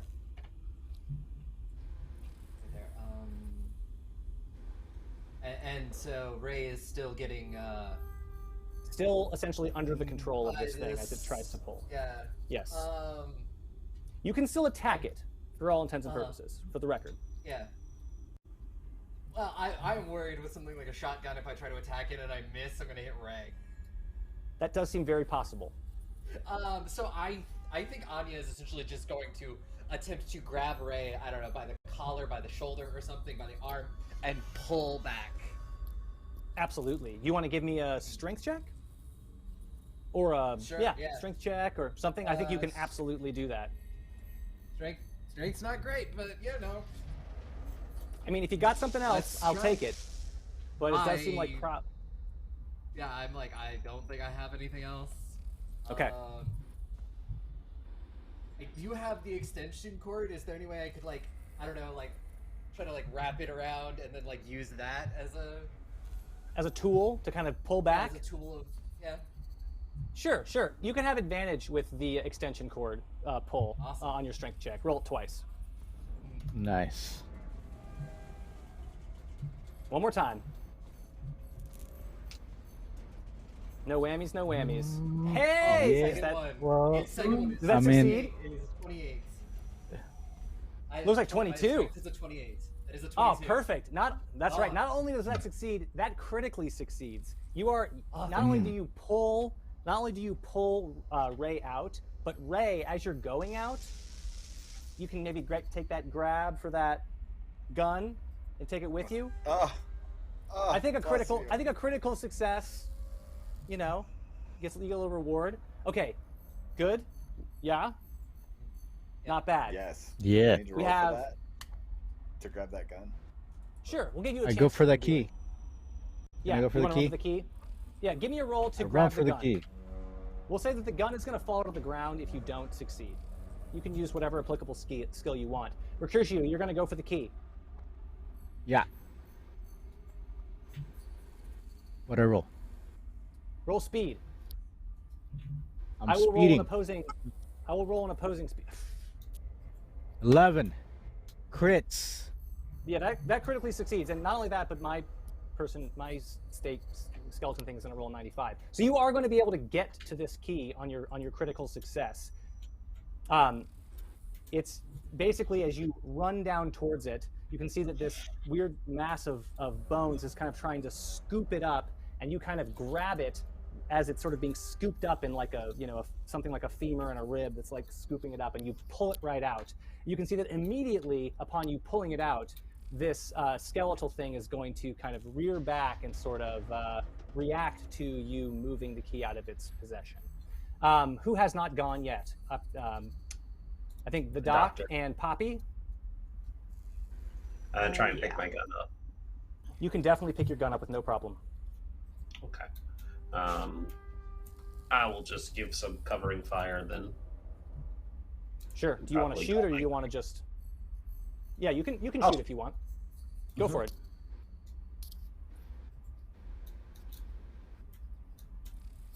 Nope. I'm just gonna Blam. Poppy, you can see that the one that you foamed up is still foamed up. You've got a skeleton in your close vicinity where all of you are, and you have a skeleton on the far side of the room where Mecrutio is taking the key from it. You are the last to go. What you gonna do? Is the one that foamed up, what item did that one have? It had an ID badge. Well, actually, let's roll a 50-50. High, it has an ID badge. Low, it has a videotape. It has an ID badge. Okay. Is it visible right now? Or is it all encased in film? Let's do 50-50. You want highs or lows? Lows. It is not visible. No. You can see just the little lanyard. The little lanyard is like sticking out. Alright, and then we still have one of the skelly guys that are close to us. Yeah, pretty much right up in your business. And that one has a videotape. That one has tangled amongst its ribs. Oh, tangled. Gross. Yeah, kind of gross.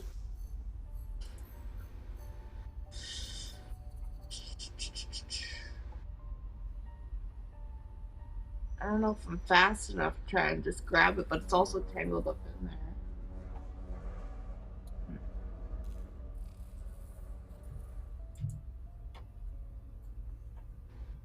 Is there any way I could go about, like, using my foam gun to still, like, hit it, but hopefully not towards where all that videotape is at?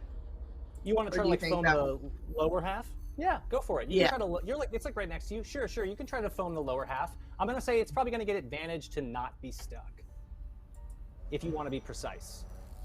Fair trade? Okay.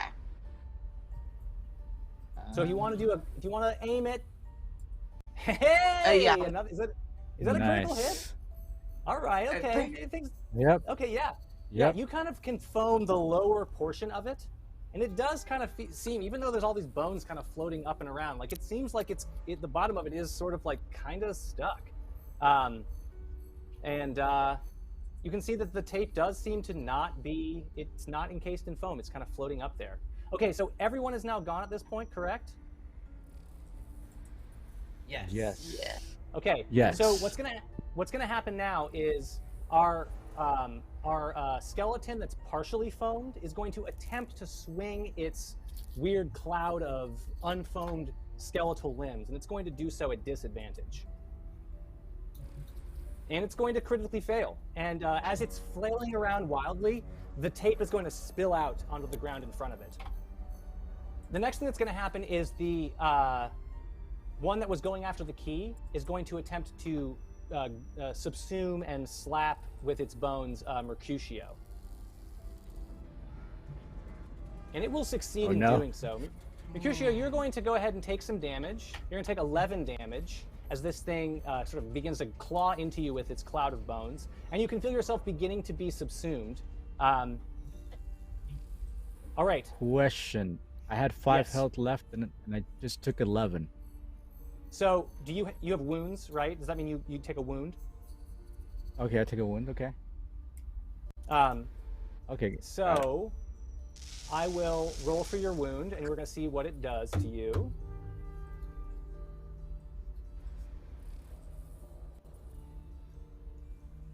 Oh no.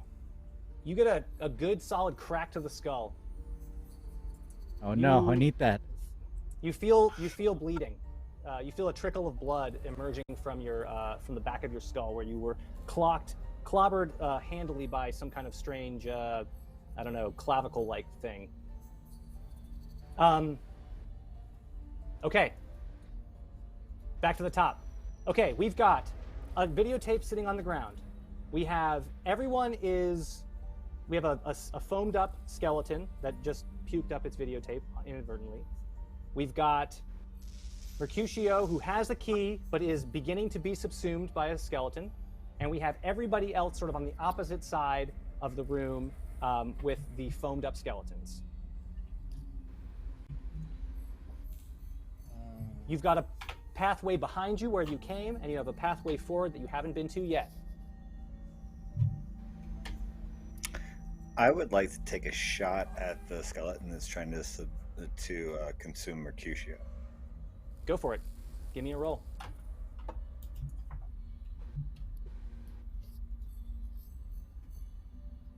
Oh! Wasn't a critical. Oh. Take that. Not even close. Bullets ring out. As you frantically go to pick up your gun, you pick it up and just... Okay, who's next? Exactly. I guess Anya. I'll jump in. I'll try and help. Help, just keep shooting. Go for it.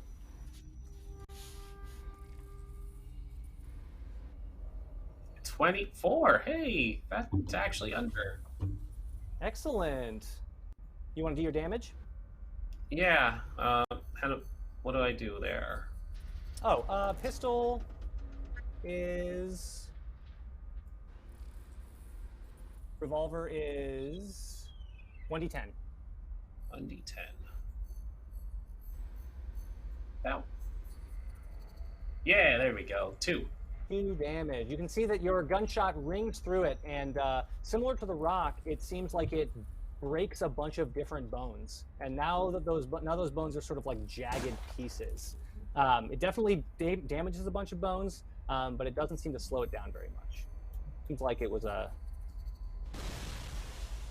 strange and hard to explain result. It seems to be immune to bullets, y'all.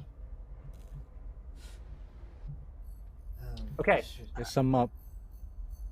I do have a quick question. Yes. Right.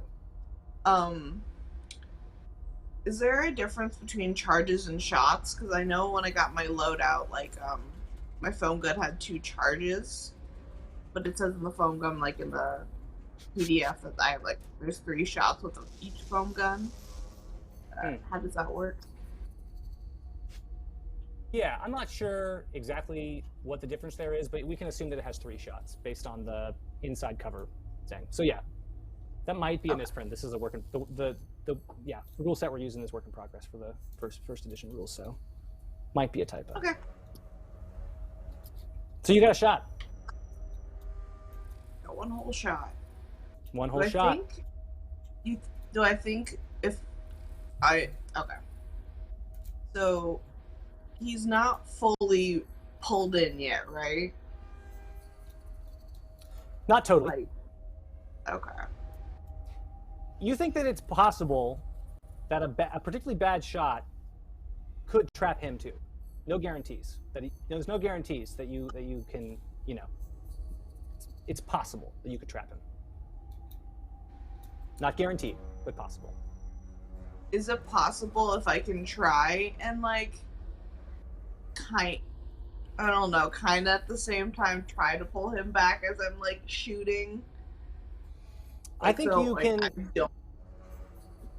I think if you want to try to pull back and shoot, you will shoot at a disadvantage. You'll have to roll twice and take the worst result. If you want to do both those things.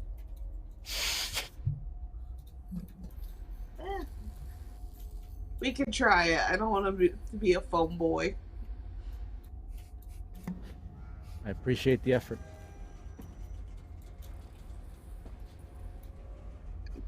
No. You blast. Okay. It's okay. The good news is that Mecrutio is not trapped in foam. The bad news is that the skeleton is not either. Oh no. Okay. Who has not yet to go? I think Anya and Yeah. I think who hasn't gone yet? I know. Doctor hasn't gone. No, I went. I shot after you. Oh, you? Oh yeah. Oh, sorry. Anya, you're up. Anya is going to make a grab for the tape and essentially is just try to put distance between her and the skeleton. Got it. Grab a tape, scramble back. Are you going back the way you came, or are you going further into the tunnel? Probably back the way we came. Okay, sounds good. At least for now, because I'd have to go past the skeletons to go further into. You'd have to run. Yeah, you'd have to run past the Mecrutio. Where? That's fair enough. Yeah, that's true. Okay, Mecrutio, did you go? I have not gone. You're up. I look at everyone and I say, if it has to come to this, just go. And I'll grab the key. Can I take out the lens that we are carrying, the lens playback unit? Yep. I want to lodge the key in it as safely as I possibly can, in a way where if I throw it, it's not going to bounce off, or it's going to fall in the middle of the trajectory. Sure.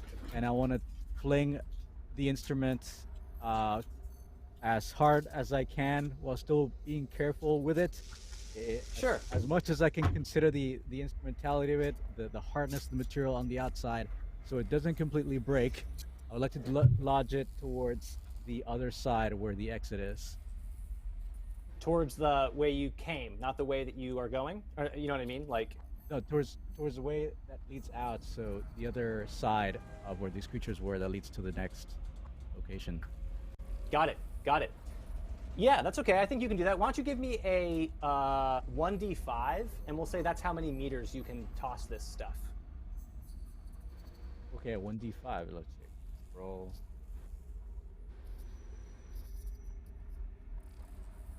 Wait, would you be able just to hand it to me, because I was right yeah. Are you there? You were right there. Yeah, because you came up to try to shoot the foam.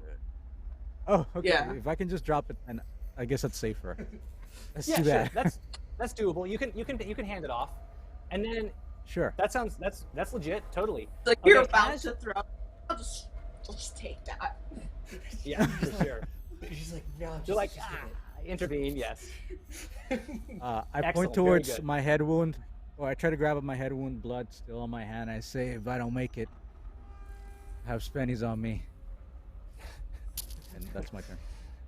Okay, that sounds good. Okay, so now what's going to happen now is we've got two foamed up skeletons. One of them still kind of flailing, and the other one is firmly stuck. We've got one skeleton that is attempting to pull and hold onto Mecrutio. And what's going to happen is that one is going to try to essentially drag Mecrutio back towards the way that you came, right? So go ahead and make a body save for me as this thing kind of tries to move you out back the way you came. Body's 33. Ooh. Not bad. Yeah. Okay, so this thing is going to lose its grip on you, but as it rips itself as you rip yourself out of it, you do take an additional 10 damage. Oh no, I'm at 6. Take another wound. Did you take another wound? Yeah, because I was at 6. Oh. Brutal. Oh, no. Okay. Yep. With 2 wounds. Okay. Out of 3. I'm not gonna be the same people, but I'll always love Spennies. That's right. You have your hand broken. As this thing sort of pulls out, the bone kind of rips. One of the bones sort of passes through your hand and gives you a good solid rip that kind of breaks some of the fingers in your bones. But it's no longer holding on to you. And wait, which hand? High or low, left or right? High is left. Left, low. Left, your left hand. Oh, you go. Yeah. Left hand. My left hand? Oh no, that's my main hand. Uh-oh. No big deal. Okay, so there is still a skeleton that is on the loose that appears to still be very interested in Mecrutio and sort of conversely also Poppy. You're all up in there. The 3 of you are all essentially unfettered. What are you going to do now with this one skeleton that remains? What's the plan? I told everybody just get out, just run, go for the door. Yeah. We have what we need. Skedaddle, skadoodle. Yeah, because I mean, Everybody gonna Shoot run? and run at the same Trying time. to get out of here. I'm gonna grab Anya, just hoist her over the shoulder. It's like, let's go. Sack of potatoes. Yep. Mhm. Fireman carry. Awesome. Ray is bringing up the rear, just like laying down, covering suppressive fire the entire time. Sure. You want to roll a combat check on your way out on this last one that does appear to be kind of making its way to Absolutely. pursuit? Go for it. Give me that combat check. Don't mind me. Just Come roll the on, baby. I need one good one. Just one good one. Oh, no. Ching, ching, ching, ching, ching, ching, ching, gun Myself in jams. the foot. And it's No. fucking critical, too. It is a critical. So your gun is jammed. But you're still holding on to it. Huh? I am Thank I you am for shocked at the number of double digits that we have had tonight. Like, how Roll many 20 wants criticals us have to we had? die. That's right. Holy crap. Okay. You begin to make your way out. You're not necessarily moving fast. You have some wounded team members. But you're able to move faster I'm like than shooting this, into the ceiling and shit as I go. Yeah. You're just like, game over, man. Game over? Yeah, exactly. You're making your way down the hall, down this strange mine-like tunnel. You can tell that this skeleton is going to continue to pursue you, though you are currently moving faster than it is. As you keep moving, you exit this sort of like strange wareness tunnels into a more open space, similar to the strange triangular room you entered at the beginning, the crossroads place. But it's like a weird rhombus. It's like a strange polygon that appears to be sort of like carved out of the stone. Along the back wall of this room, there are a series of what look like large openings that are almost like, you might even call them like ovens, perhaps, that seem to be like, you can tell that they're a source of great heat. And there are pits of molten metal along one side. The room is incredibly hot, and there is searing steam that appears to be sort of filling the room. In addition to this strange sort of like ovenous sort of area that seems to have like molten metal pits, there is a large cistern of water in one side, and there is a collection of skeletons. There is in fact 6 of them, and as you kind of walk into the room, this almost has a familiar ring. There's like big pits of molten metal, and there's a big thing of water, and any of the engineers in the room would probably recognize this as being something almost like a forge. And in fact, as you look, you can kind of tell that it seems like there is a bunch of these skeletons that are like pounding out what looks like rocks that are probably ore, melting them down into these big sort of molten pits, pouring them out into things like molds, and making what look like something similar to the crude tools that you saw the previous skeletons doing. It's almost like this is some kind of forge. This room has in it another crawl space, not like a mine tunnel, but like one of the crawl spaces that you crawled through previously. That is the only exit other than the room that you came from. And I think it is important to note that as you enter the room, there is attention from some of these 6 skeletons that appear to be kind of taking stock of. They seem to be moving in response to your presence as you enter the room. Unlike the previous ones, these skeletons seem perhaps a little bit more interested in the group as you enter, and they kind of shift, and a few of them kind of shift around, put down the metal tools that they're working on, and kind of turn around, kind of like float, sort of aimlessly kind of moving in the direction that you are kind of in. You get the sense that they are not going to be slow for a while, and they're probably going to start making their way towards you. So, recap. Pits of molten metal that are being powered by some kind of very, very large oven that's on one side of the room. There is large cistern of water. They're dousing hot tools in it.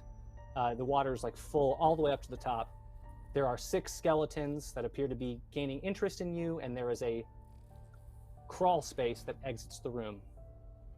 How well put together does this cistern look? It is like carved into the stone. It's very well put together. It's like Cool. it is like a hole that has been carved out of stone and filled with water.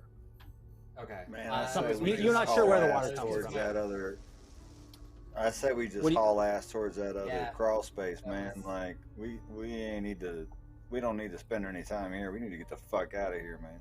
I was thinking about causing chaos if the cistern was not well put together, just shooting it and trying to just cause chaos so we can get out of here. But if anything like Man, that, these guys are just trying to do their job, man. Why you gotta fuck with people?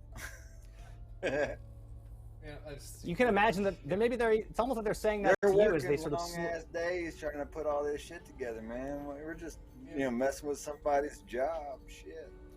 I do think it's important to note, as these skeletal clouds begin to sort of float vaguely in your direction, that 2 of them appear to have tapes stuck in them. The other remaining 4 do not have anything stuck in their bones, but there are 2 tapes floating amongst these skeletons. Do with that what you will. These tapes.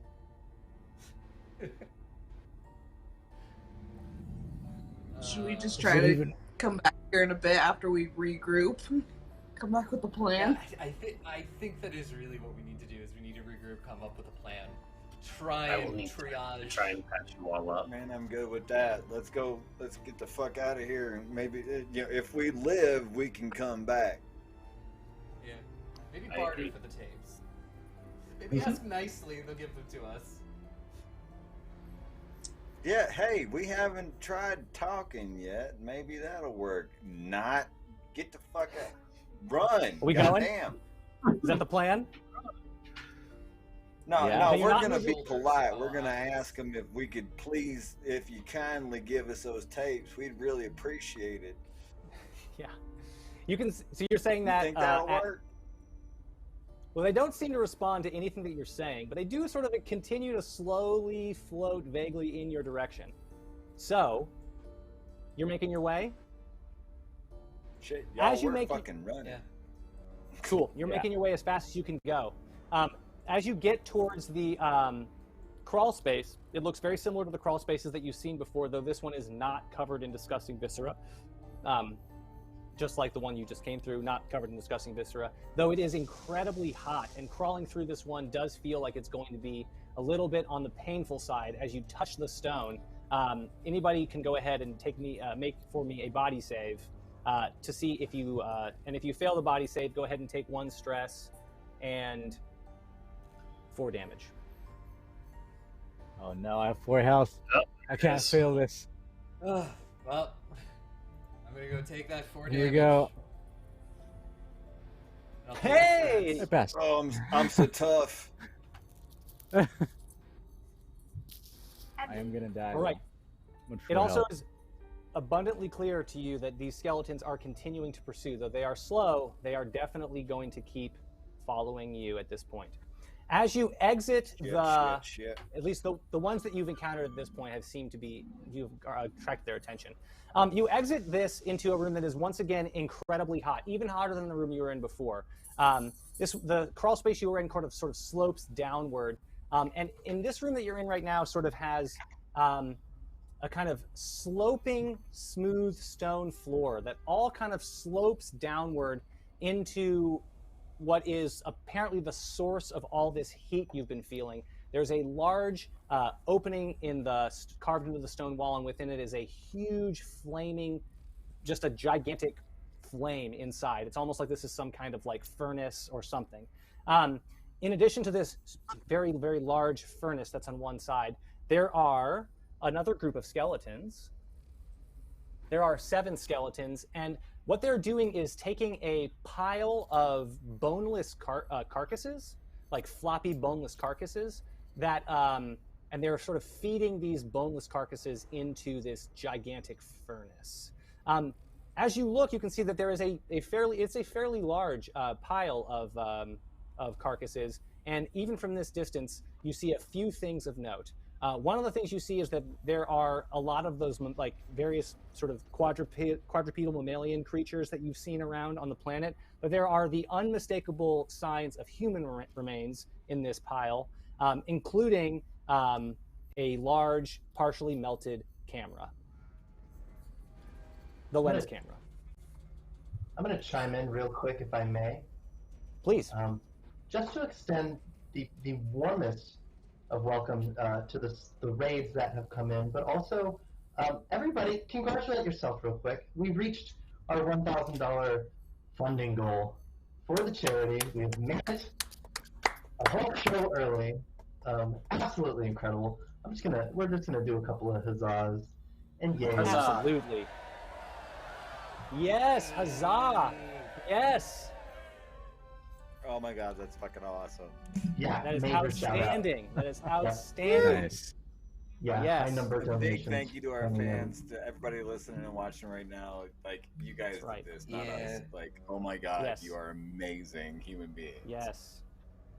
All the player pain that we're witnessing is all it's all worth it now.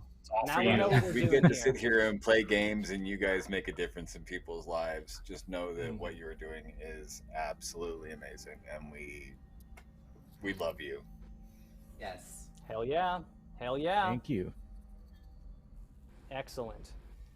So there's a few huzzahs. There's that incredible, very meaningful huzzah of reaching that goal. And there is the fun, but perhaps less meaningful, though important in-game huzzah of discovering the location of the lens camera and at least one carcass of a person that you're looking for. This room is a little bit larger than the rooms you've been in before. Probably like something like, maybe like 30 feet wide, so a little bit bigger. All of the business in this room is sort of on one side. There's like the large furnace, there's the big pile of bodies that are all kind of on one side, and then there's you who just came in on this side.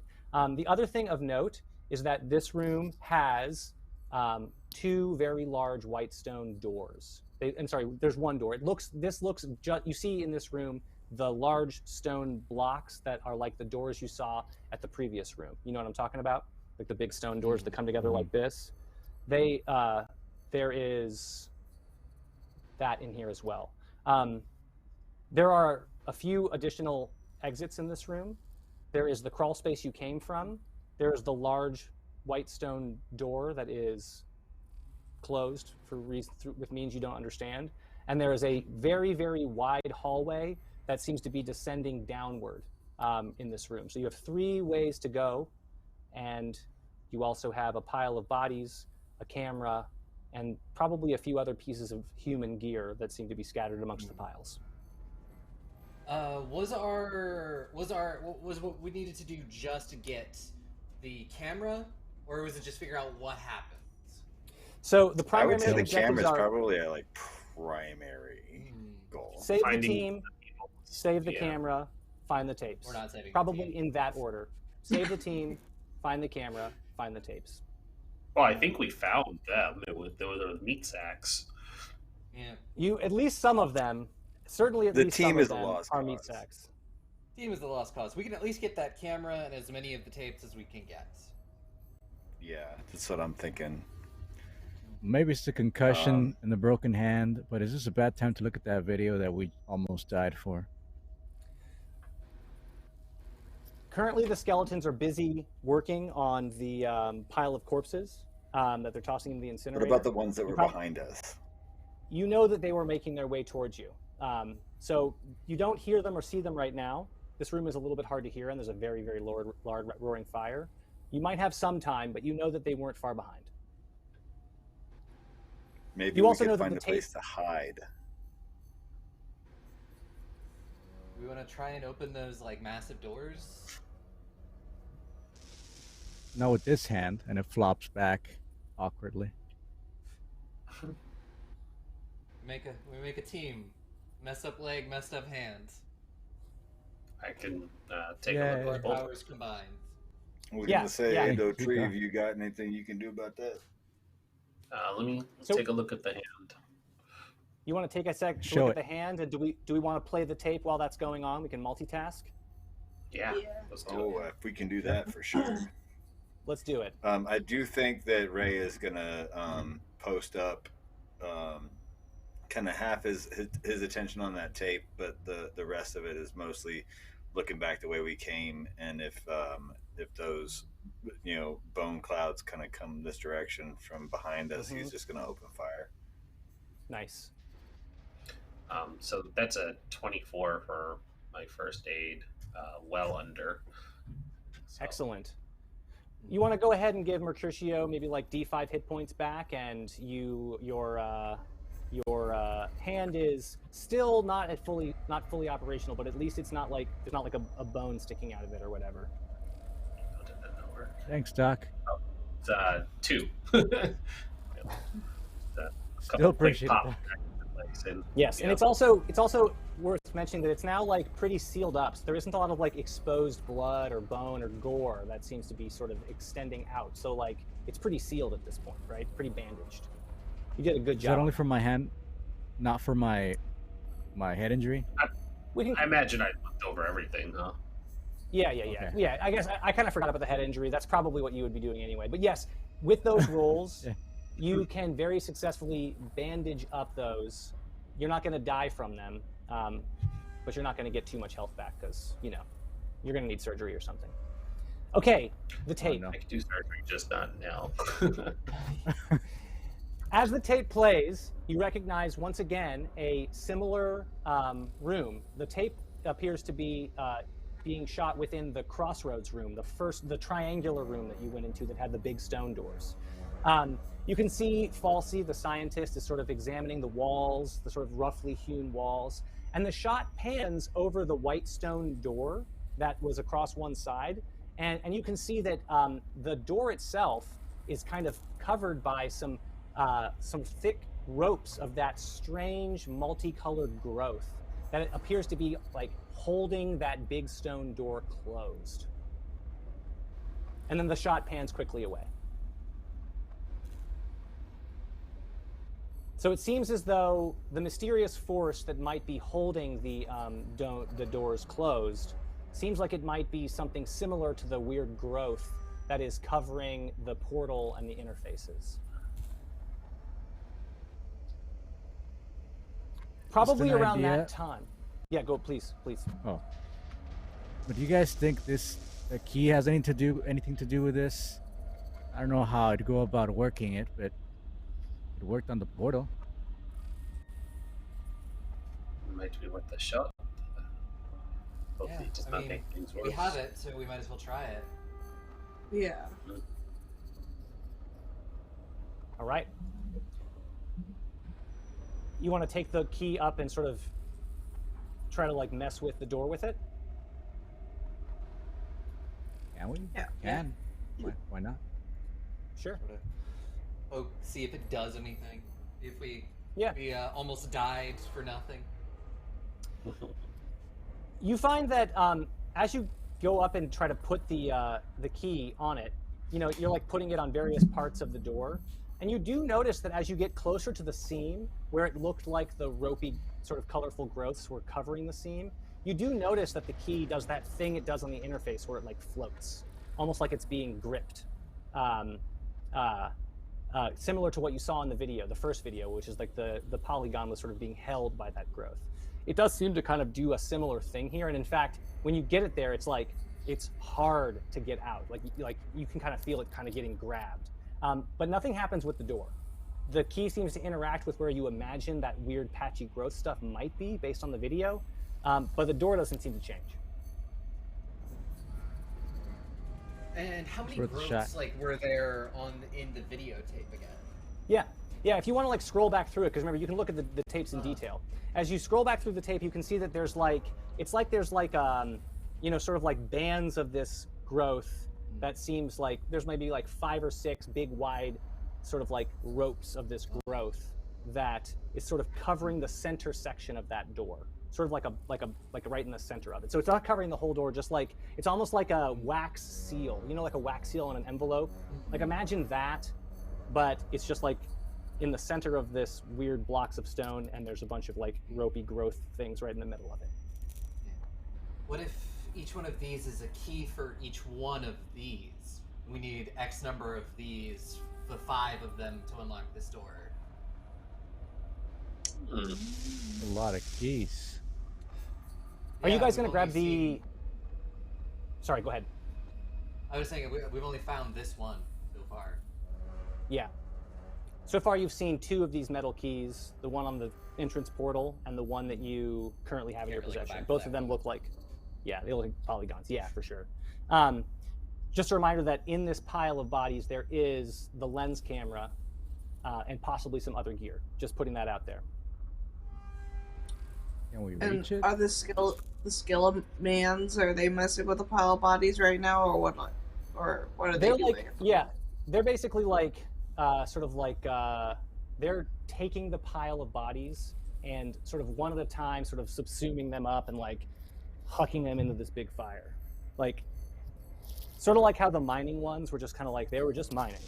These ones are just like feeding corpses into the flames over and over again. You know, like you do. Like you do. What is it? That's pretty standard Wednesday night, right? Yeah. You do notice that, like, as you begin to linger longer, and sort of start fussing around, and when you get the key out, like, as you begin to kind of linger, the skeletons begin to kind of sort of perhaps slow their activity, and maybe one of them kind of like pauses for a second and just kind of sits there, then it goes back, and then there's like 2 of them that are like paused, then it kind of goes back. But they're beginning to perhaps they're maybe beginning to react to your presence. Is there a seemingly safe way to get the camera and check the bodies at least quickly and stay out of harm's way from these skeletons? I mean, you know, you got a big pile of bodies, you got skeletons coming over here to unload them, and amongst that pile is like this the stuff. So you kind of have to go up and get kind of close if you want to get that stuff. There's not been much. Or is it... You could try to sneak. You could maybe take. You could try to be sneaky. Do we want like maybe 1 or 2 of us to go up at the same time just to get like raise our chances of actually being able to grab something? Like if they decide to react like again like they did when we messed with other stuff. Mm-hmm. Probably best to, Poppy. I mean, my hand's broken, but I'm not very fast in the first place. I'm okayly fast. Not worried. I'm curious. Look at it fast. Yeah, certainly. So, question is, where is the key when you're not messing with it on the door? Like who's carrying it? Who put it in? Was it Anya? Probably. I mean, yeah, sure. Just curious. Yeah. I'm just trying to keep track of it. No big deal. Is it like really? Is it? I'm just trying to visualize like it's palm-sized. It's like a palm size. It's not like yeah, it's not long big or anything. It's just okay. Yeah. Yeah, it's like yeah, it's like a palm-sized, thin, flat metal polygon. I'm sorry, pentagon. Very, very sturdy. Cool. Yeah, then Anya probably has that. Okay.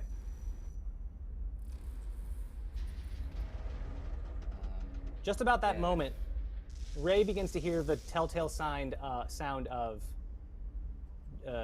clattering, bone-like clattering from the crawl space you came from. It seems like those other ones are beginning to make their way in. Oh no, we have friends.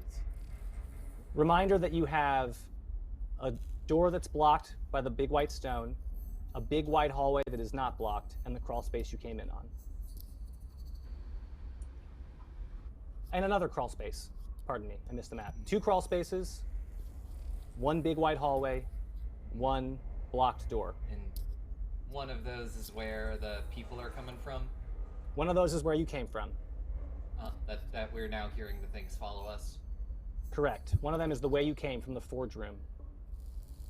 All right, screw it, Poppy, let's go. Let's try to sneak. Let's try to get whatever we can from the pile. And the rest of you, be alert. Look out for the hole. If worst comes to worst, then just go into it. The hole that goes down. Right. You ready, Poppy? Sergeant? Doctor? Anya? All right.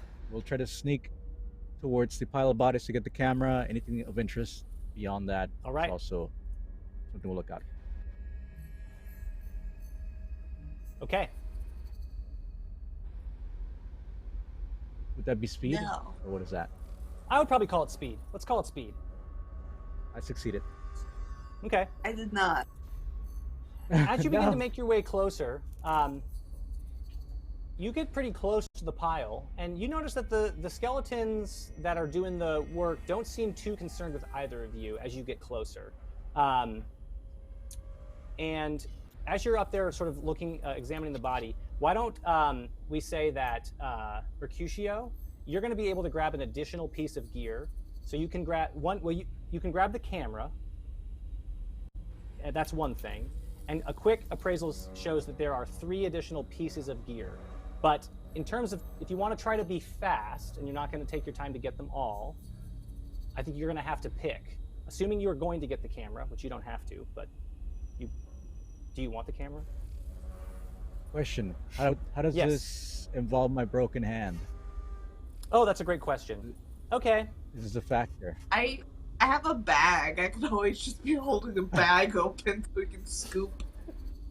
Sure. Okay. Scoop. Yeah, I'm into that. Behind me, though. Okay, sure. I'm into that. We can do that. We can do that. Okay. So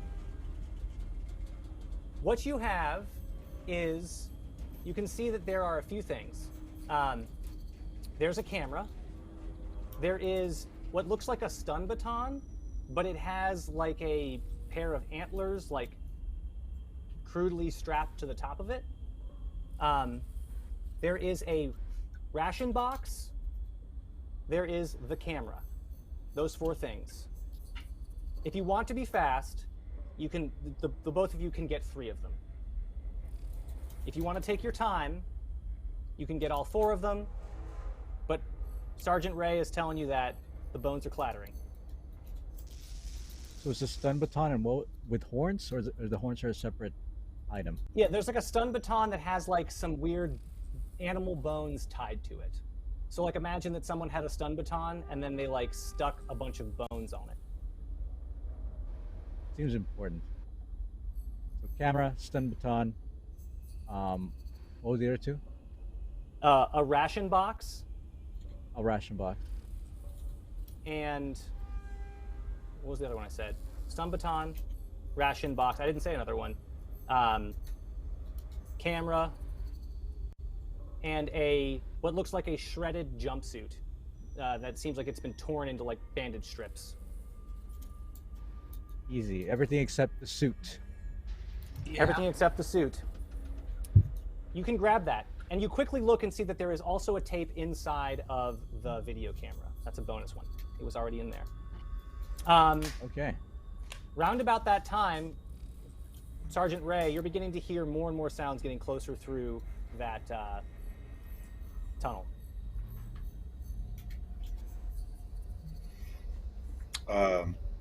He's pretty much just going to call that out to everybody else. Be like, all right, y'all, we got company. Whatever you're going to do, you're going to do it quick. We got to get moving. Your options are a crawl space, a big open hallway, or the crawl space you came in on, or the door that seems to be closed. Do we want to go down the big hallway? white door. We ain't going out the way we came in, that's for damn sure. Yeah, do we want to go down the hallway, just see what it might have, rather than just continue crawling through crawl spaces? Mm-hmm. Yeah. Hey, I'd be happy to be standing up, that's for damn sure. Yep. You lead the way, I'll bring up the rear. Does the Sounds door good. look any different from the others at all? No, the white stone door looks exactly like the white stone door that you saw in the crossroads room, where there was a bunch of, the triangle room. Then, right, hallway it is. We can't open it. Tried. You tried. The key did not appear to do anything. It interacted with the weird growthy stuff, but it did not do anything to the door. All I right. went towards the hallway and I signal. All right. The hallway is wide. It almost looks like and also weirdly enough, like square. Like there's not very much in this place that's like square. Everything's like weird polygons and stuff, but this is just like a big, wide, square hallway that slopes slowly downward. And it looks like it's almost big enough to fit one of those big white stone blocks in it, you would guess. As you walk down it, once again, Ray, you can see as you take up the rear that some of the weird skeletal things are beginning to make their way out of the crawl space, continuing to apparently pursue. Shit. Slowly but surely. We might get an answer while we keep moving. Play the tape. Yeah, you can play the tape as you're moving. I'm cool with that.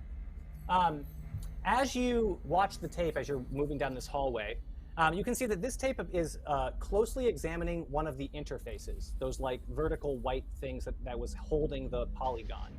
And the shot sort of pans up and shows that the whole thing isn't actually floating, but is in fact carried in one of those, in like a big pillar of that strange colorful growth. And it pans very slowly across the top. Remember when I described the first tape that it seemed like there was like intricate sort of like shapes or whatever on the interface? You can see pretty clearly now that actually what it is along the top of the interface, there are 4 distinct lines of growth, like one here, one here, one here, one here, like distinctly 4 different stripes of this growth along the top of the interface. And that's it. A close examination of one of the interfaces.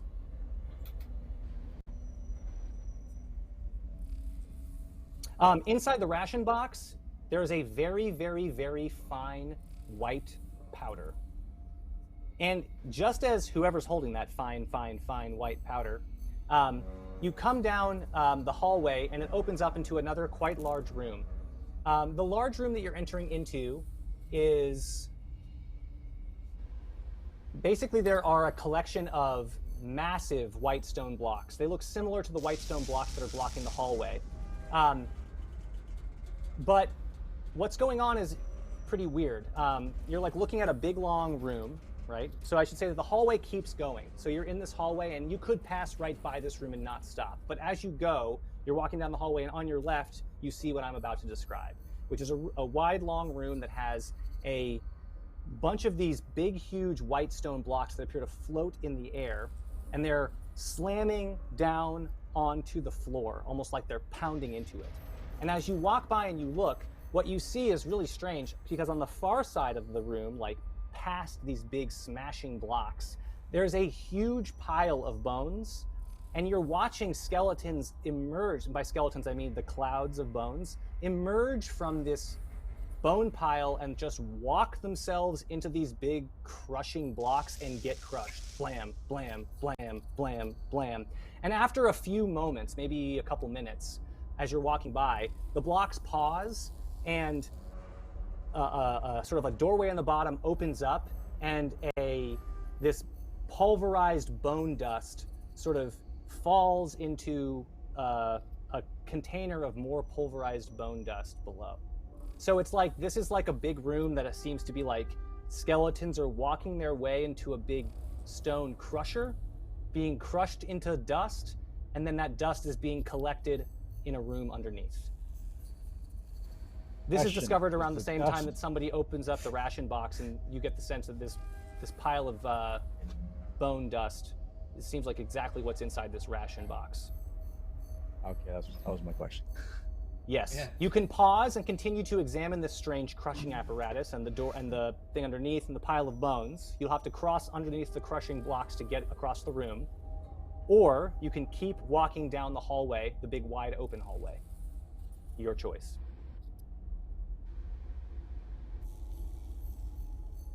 Partially, I'm just like, that looks dangerous. It looks very dangerous. The bones, yeah, the blocks are moving fast and with great force. I am not exactly quick right now, and I want to avoid anything that might require me to be quick.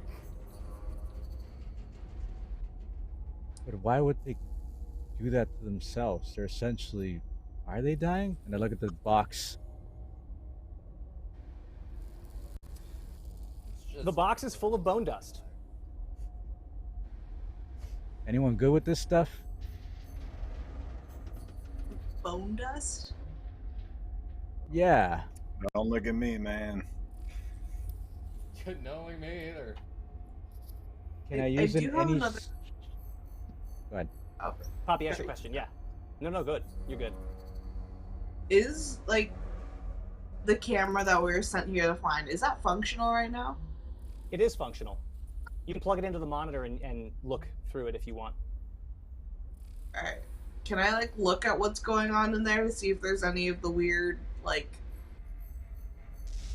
I can't remember how you described them, like, things? Coral growths. Malignant, Growths. colorful, coral-like growths, yes. Yes, as you plug in the external monitor, you can also just look through the eyepiece, but I just want to remind you that you can also do this so that everyone can see. You can see that these big stone blocks are not floating in air, but they're held in thick trunks of this growth, this colorful, malignant growth that is lifting and pounding the blocks down. And when you look across the room, it's a little hard to see, but as the skeletons get close, you can see that the skeletons themselves are also full of this growth. So it isn't like the skeletons are floating, it's like they're being held by collections of these sort of like fungus-like coral malignancies that are like holding up all of the bones that are walking around that you can see. Okay. Well, that answers one question. It does answer a question. Wait, Poppy, point the camera towards the blocks crushing the clouds. I do that. Yes. What are you looking to see? Trying to see what happens to the coral. Because we know It's the bone gets... What? Yeah, the coral. Oh, that's a great question. Yeah, so the coral, that coral stuff that gets like pounded, it doesn't seem to like be. It just kind of gets flattened, and squished, and then it kind of falls into this bone dust pit the same way that everything else does. But you can also see as you look down briefly when you get the brief glimpse into the pit that there's a bunch of this coral stuff down there too. It's like moving around in this pile of bone dust. It does get clearly pulverized by the big blocks of stone, but it just kind of falls down and slithers its way over, and it doesn't seem to be bothered. It seems to quickly regenerate after being completely squished. Doesn't seem to mind it at all. Great question. So it's just What kind about- of like it's shedding all the extra weight it picked up or whatever. Yeah, the The bones are ration getting box crushed. with the... Mhm. What? No, the bones are getting I was gonna say- crushed.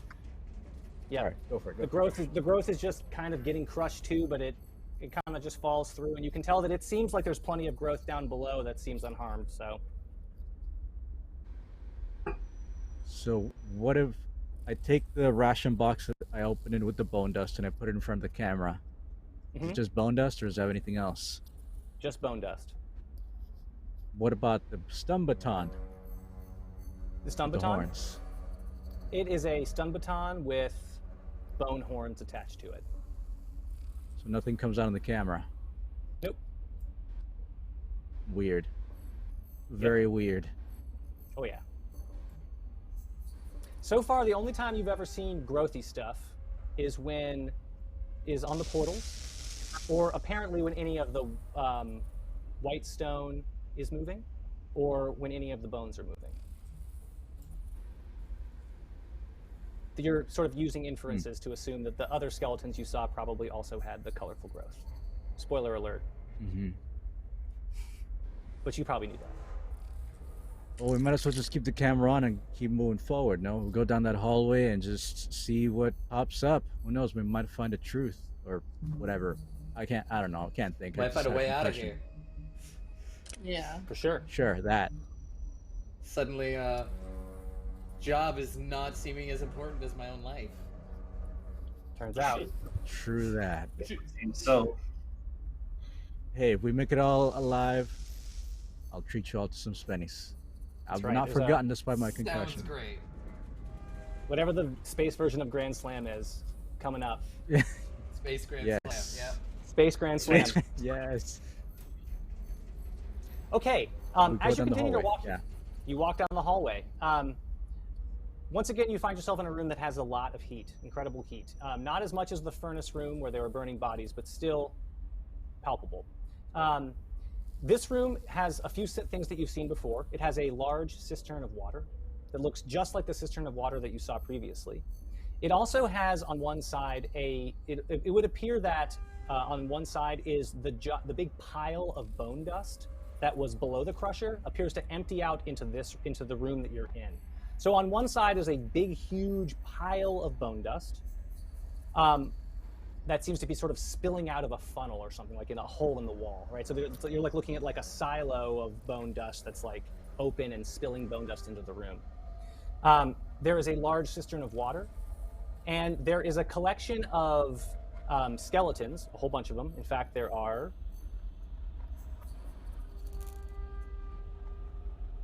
12 of them, and they appear to be taking the bone dust and mixing it with water from the cistern and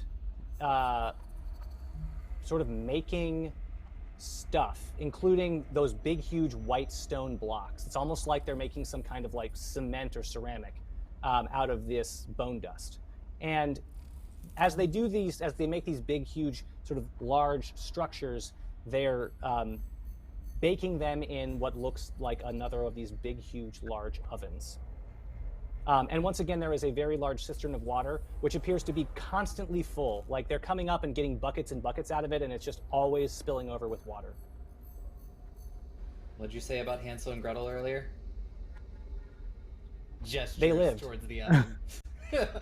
Yeah, that's right. I like the they live yeah. part better. Yeah, Yeah. that too.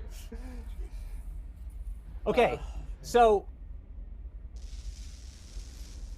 I don't need to tell you that there is a growing collection of skeletons that appear to be following behind you. There is, in this room, apparently no exit. There is a large cistern of water which is being perpetually emptied and not getting not losing any water. There is a bunch of stone slabs caked in bone dust, and there is a bunch of skeletons making stuff out of bone cement. And the stuff they're making looks very similar to the portals that you've seen, the white stone portals. It looks very similar to the interfaces you've seen. It looks very similar to the big white stone doors that are blocking certain places. This place gets more and more confusing. Everything we learn. Anyone have an idea? I'll take ideas. I'm at a loss. I do not know. Your guess is as good as mine, boss. No exit. And The cistern of was this endless water.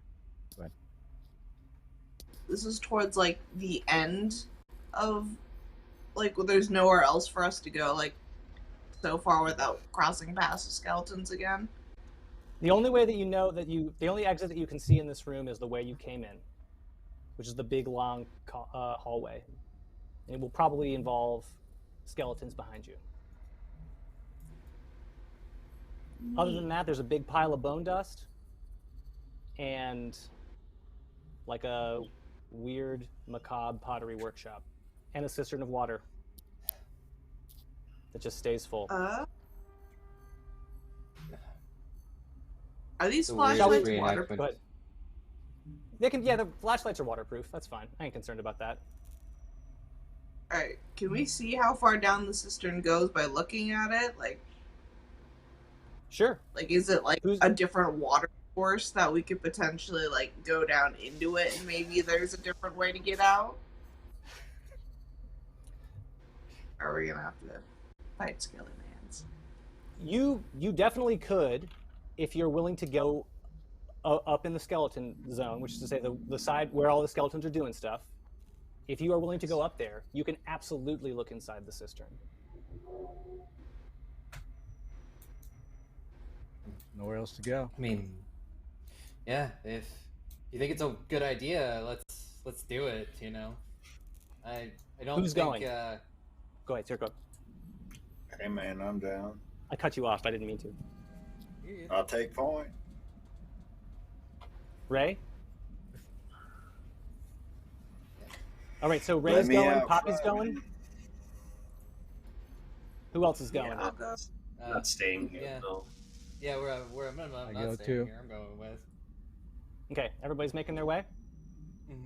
Yeah. As you make your way closer to the cistern, you can see that there's sort of, a decent amount of skeleton activity. We'll get to them in just a second.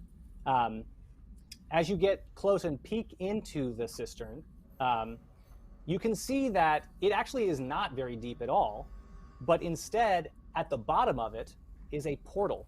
And you can see it is an active portal with a red puddle.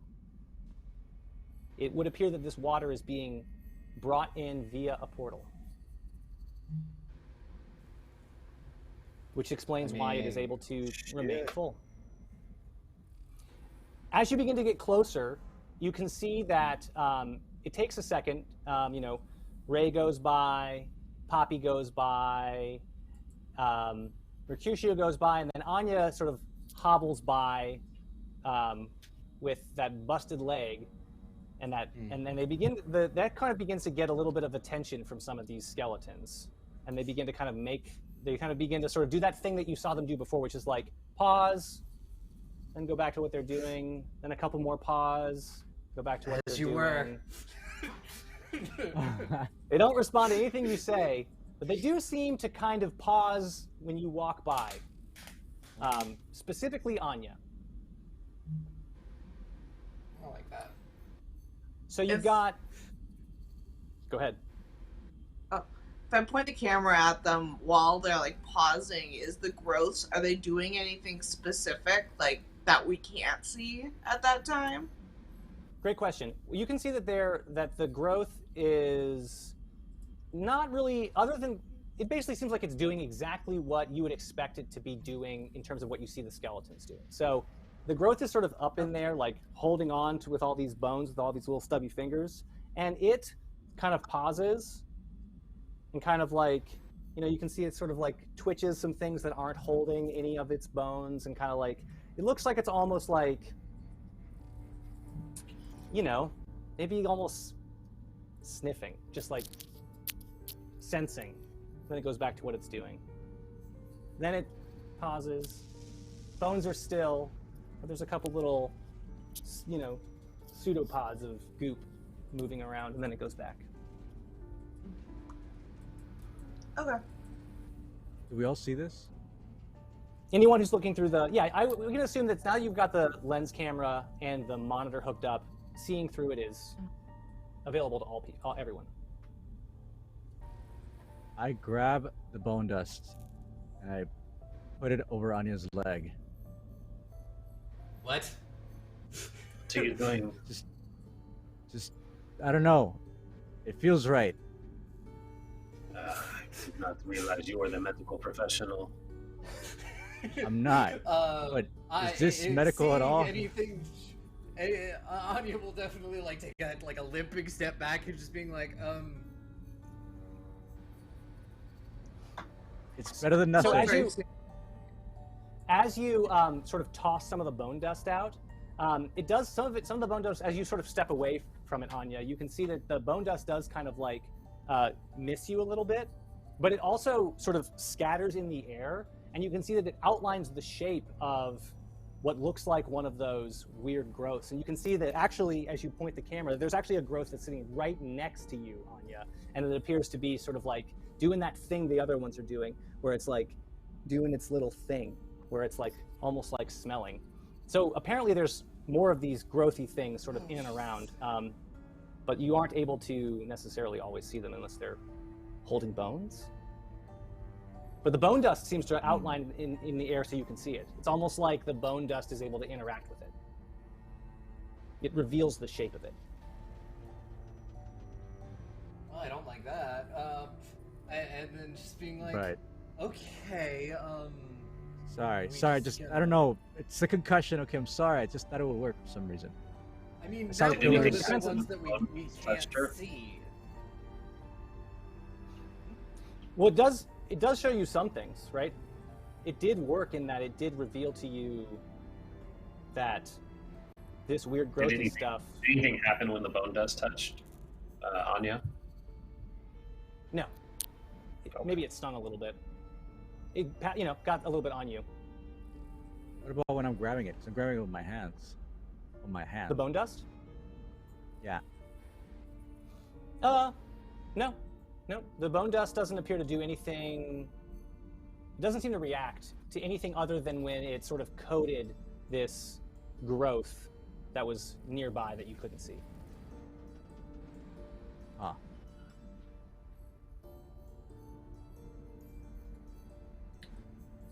Shall we recap things that we've learned? Would that be helpful? Sure. So we've learned that the strange growth seems to be interacting with bone or things derived from bone, like the weird bone ceramic stuff. It appears that so far that's the only thing that you've seen that has any sort of physical interaction with it. Otherwise, you were standing right next to this. You even touched where you knew it was and couldn't feel it in any way. Seems as though the bone seems to have some kind of interaction with the weird growth. Because at this point, you know for a fact that you've touched exactly, like when you've put your hand on the big doors, you know for a fact that there was growth there, but you had absolutely zero interaction with it. You couldn't feel it in any way. So far, the only thing that interacts with it whatsoever is bones. Oh, we have the stun gun that has the antlers on it. Can we try like stabbing one? Sure, you could try Sure. to. You could try to poke at the one that's like sort of up in your business, sniffing around at Anya. Yeah. Poke. Yeah. You can, meaning I'll even give it to you. You can definitely poke it and feel the physical interaction. Like you can tell, like it's like you're touching it with the bone. And as you poke at it, it's like, you know, you like poke a few like holes in it or whatever. It doesn't even really seem to care that it's being poked by the bone. And in fact, you kind of poke it and, you know, you make some dents in it and broke a few pieces off of it. And it kind of just sort of slowly, Terminator style, just kind of like regrows. But you 100% could interact 100% with the bone. You could touch it. And it reacts like it's a physical thing. Seems this could open our Potentially. doors, maybe. Yeah, we can just, if we can get back to the door, I might be able just to scrape Big them if. off. A big if. I mean, or there's Well, it also looks the like- portal at the bottom of the cistern. See where that goes. Correct. With the water I think it's running that- out and pushing upwards. Sure. We could try it. Question I'm also- is, oh, go ahead. I was saying I'm also down to try the door. Does a rigging gun is that just a gun, or does it have like, is it what kind of gun is a rigging gun? Is it It's just a like a spear regular gun. gun that's different? It's like a So spear does gun. it have any rope? Sure does. It has a Or is it rope just- attached onto it. Yep, it's like a spear gun that shoots a tethered spear, and it will be. And you can like reel it in. It's like a giant ass fishing rod, but it's a spear. Try that. Shoot at the hole. What do y'all Oh, think? at the portal. Portal? Yeah. Sure. I mean, we're about to die here potentially. I mean, hey, if it's a way out. So here we go. Shoot it. Go for it. Okay. Do I just roll a You can combat shoot roll? it. I think you can shoot it. I think it's not like an enemy combatant. Okay. You're just shooting it straight down into the bottom of this thing that isn't even that far away. But what is going to happen is as soon as it makes contact with the red puddle, it does what happened when you touch the red puddle, which it gets pulled in. So go ahead and make a strength check for me Wait. as this thing is like. Okay. Getting I'll pulled try in. to grab onto the gun as hard as I can. And can I also yell out for everyone to try to grab onto me? Sure, Yeah. 100%. Yeah. Yeah. Okay. Here we go. Here we I will go. also grab on- There we Wait, go. should we roll 18 two? passes. It's a save. Can I Oh. just All right. like control it and still let myself get pulled? So you're holding onto it and you're pulling against it, but you can feel it. It's still pulling on you. So as you're able to hold onto it, but it's still pulling in. So if anybody else wants to try, you can either stay with it and get pulled in too, or you can enlist the aid of others to try to pull back. Are we wanting to pull it back, or are we wanting to sort of ride this in? Seems like our only way out, unless you want to go back the way we came with all the skellies. Not I don't think we particularly. can go Man, I'm down to We go all just wherever wanna- this thing leads. We just Can't be group worse than hug here. together and then just let this thing pull us through the portal. And group You hug can definitely I do love that. you all so much.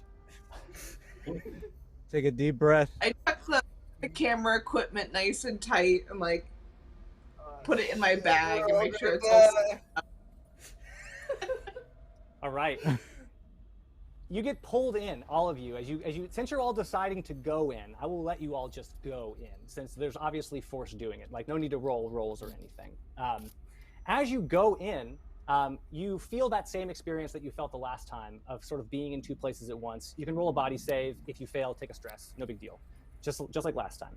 As you get pulled in, where you end up is surprising. In fact, you are surrounded by water all around you, and it is completely and totally dark. But that's okay, because you have flashlights. Now that you're all totally and completely surrounded by water, I would like you to roll a panic check. Okay.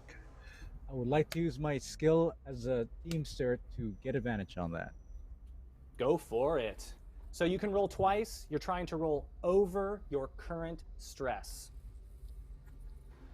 Well, mine's at 0. And that's a 0. Oh, yeah, that's good. Is panic D20? It is a D20. Okay. I'm good. A pass. yeah. I'm over my stress too. Yeah. Okay, that is very Wait. fortunate. You all are My able to keep stress your is a wit. 6. I rolled a 6. That's pass. Yes, very nice. Otherwise, yes. Okay. So you all keep your head about you, but you all recognize that you are going to run out of air pretty soon. You're all holding your breath and literally surrounded by water. As you look around, you can see that you're looking right back at the portal that you came through, and next to it there are 2 other portals. In addition to there being 2 other portals, and I should have mentioned this beforehand, there is also an interface with a key. There's a key on the one you came through, and there's keys on all of these ones that you are looking at currently. Since I'm going to retcon this, there was a key back there, but you would not have been able to go through the portal if you had taken the key, right? So if you want to go back in time and just take the key, you can, or you can pull through. You're getting a moment of insight into what was on the other side before you went through. So you're looking at 3 portals.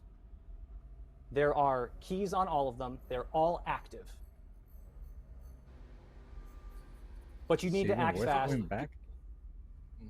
Go ahead. You could go back. You could definitely go back. If the portals behind you were all active, you could touch the red puddle and it would go and through the portal you came through, and theoretically would take you back where you went. But then you can't see through the portals, like to see what's on the other side, or you can't. You cannot. They look like a red portal, like a red puddle of goo. But you do know that they're active, and you do know that basically touching them in any way will pull you through. And there's no other signifiers of like maybe somebody going through them or anything at all useful aside from the fact there's portals in the middle of the water. There's portals in the middle of the water. The only other thing is that each portal has an interface, and each interface has keys. Okay, They all have different and it's collections simple. of keys. It's simple. I will get the key. I take out with the closest one. I put in the initial key we got. Unless you all disagree with this, but my intention is to take off the key that from the portal that we're at. No, there's an interface on this side or not? There isn't. There is. Yep, there is. Oh, so 100%. I could take off the key. I could put in the old key and wait, we left the key back there. Never mind. I'm crazy. It's a concussion. No, I mean Never mind. the key for the big door. Anya has. Oh yeah, that's true. We could try that. The keys are the same, right? Like, there's no, like, differentiation between what keys may go where. You haven't seen any other keys yet, but there are different keys. You're seeing them now for the first time. But they don't look any different. They all just look the same. They are all metal polygons. There's triangles, squares, pentagons, hexagons, heptagons. I'll tell you exactly the keys that you see. This is all happening very fast, but I think we should take the time so you can make informed choices about what you're seeing. So, you have in your possession a 5-sided key. In the underwater area where you are right now, there is, I'm just going to put this in the chat. There's an interface. Here we go. Yeah. We got interface A. We got interface B. And we got, interface C.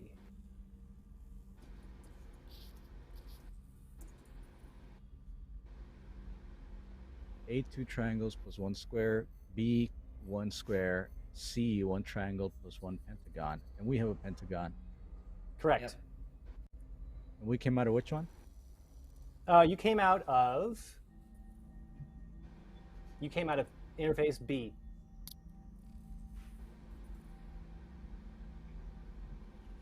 Does it look like we can add our key to that interface? Certainly, you absolutely can add keys to an interface. No doubt about it. Okay, do we want to put the pentagon key that we have on one of these to see what it does? Is this or die? Or Yeah, try we can't exactly even talk to each other right now, can we? We're going to assume that you're all Where's the making shot, observations. man? Yeah, you're going to assume that we're all making observations and acting fast for the sake of. Yes. Put the key in and we'll go through it. Let's go. Let's go. Yep, we'll pull out the pentagon key and we're putting it on interface B, the one we just came through, right? Mm-hmm. Yep. Okay, put it on there. It remains Yeah, active. I guess we're going back through. You go back through and return back to exactly where you were. Ah, crap. And we're short a key now. The keys. The You keys can get your did key back. nothing. You can get your key back. Okay. Meaning it just spit you back. It was like, whoop, it did the exact same thing. You went into it and you came back where you were, exactly where your old key is still there. It's all still there. Oh, so we're still in Might as the well weird, take it. endless water void? Yeah, no, what I meant to say was you went into the water and you came back out to the water. Take the pentagon key and put it on the one where swap the triangle for the pentagon. So that there's on interface C there are 2 pentagon keys. How does that sound? 2 pentagon. Sure. Maybe we have to match.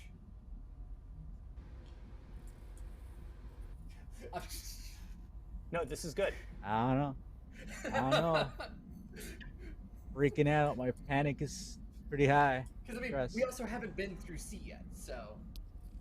So you're putting the so you're taking the triangle key. Yes, and it's going to just be 2 pentagon keys on C. Two pentagon keys. Yes. Okay. You pass through, and you enter into water, but not a bunch of water. You're clearly in another one of the cisterns that you had seen before, but you're not. You poke your head out, and you're coming out of a portal into a cistern, into a room that you haven't been in yet. You look behind you, and you can see that there are other keys. So you have in your possession now a triangle key, and there are additional keys that are activating the one that you just came through, right? So you're entering into a new room you haven't been in yet, and what you are seeing is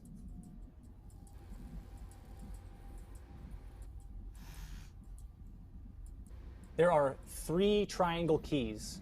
So you have in your possession 4 triangle keys now. Which is to say, you have 1 in your possession, and you're looking at another portal. That portal has 3 other triangle keys. So you have a total of, and you're being spit out into a new room. I'm assuming everyone's going in, and we can describe the room.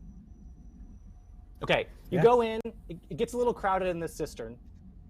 But it's okay because you were all hugging on the way in anyway. So you're hugging in and you're hugging on the way out. I love that. At least you have each other. As you poke your head out, you can see, yes, you can see that this room is covered in blood and viscera. There are carved stone slabs all stained red. There is a large cistern of water that you are currently in. There is a collection of skeletons that appear to be dismantling a corpse, a human corpse, with crude metal tools. This seems, you can see that there's a crawl space that leads in that's covered in viscera, and a crawl space that leads out that is not covered in viscera. And you can see that this apparently is some sort of like cleaning room. It looks like this is a place where corpses are deboned. Bones are tossed down a big chute. So that means that there are a total of 4 exits from this room. There's the portal you came in on. There's a big chute that is bones are being dumped down. There's a tunnel full of viscera, and there's a tunnel not full of viscera. And behind you, there is an interface that has 3 triangle keys to add to your collection of already having 1 triangle key. I'm mentioning that so you know you can collect those keys if you wish. Wait a minute. Do those tunnels look like the ones in the beginning? If I try to recall the viscera. Yeah, So this we seems. kind of- This is so far the only time you've seen. The only time you've seen viscera tunnels is when you were out near the crossroads with the triangle room you first came in. Well, I think we could. triangles. Yeah, Get the triangles. Come out back. We're home. Maybe. Yeah. And if we do that, we do the same kind of thing we were doing with the shooting the spear gun through the portal. Maybe we can get out. Yeah. Sure. Yeah. Totally. Yeah, for sure. Let's try it. We've got the camera and we've got several of the videotapes. Mm-hmm. And actually, yeah, as you as you're sort of getting out, you get a chance to look back at the interface of the portal that you just saw at the bottom of the cistern, and you can see that in addition to having keys, it's also covered in growth like they always are, and the little stubby fingers are holding the keys. And this one has that same thing that you saw on the other tape where they were examining the interface. And last time when you saw them examining the interface, there was like 4 distinct lines of growth. This one has 10 distinct lines of growth that appear to be across the top. I'm telling you this so because you're putting two and two together, because you now have seen evidence of the fact that there's some pattern to the interfaces based on what you can see through the camera. That one door we needed a square, right? Or something like that. Does that make sense? Possibly. Yeah, so the interface you saw in the video had 4 lines of growth. The interface that you're next to on the in the cistern right now has 10 lines of growth. And you do have videotape of at least one other of these interfaces, because there was an interface in the first video you found as well. Well, we need to find the 4 to go back home.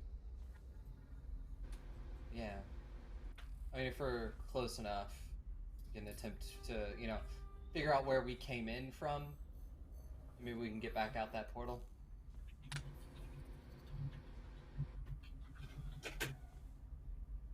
Well, the key should still be back portal, right? The one that we originally came through. When you guys were in the that big pit that you fell down from the ceiling onto, the portal above you was deactivated. It did not seem to be active at the time, unlike the other portals you've seen. So that one seemed like it was more like a one-way portal.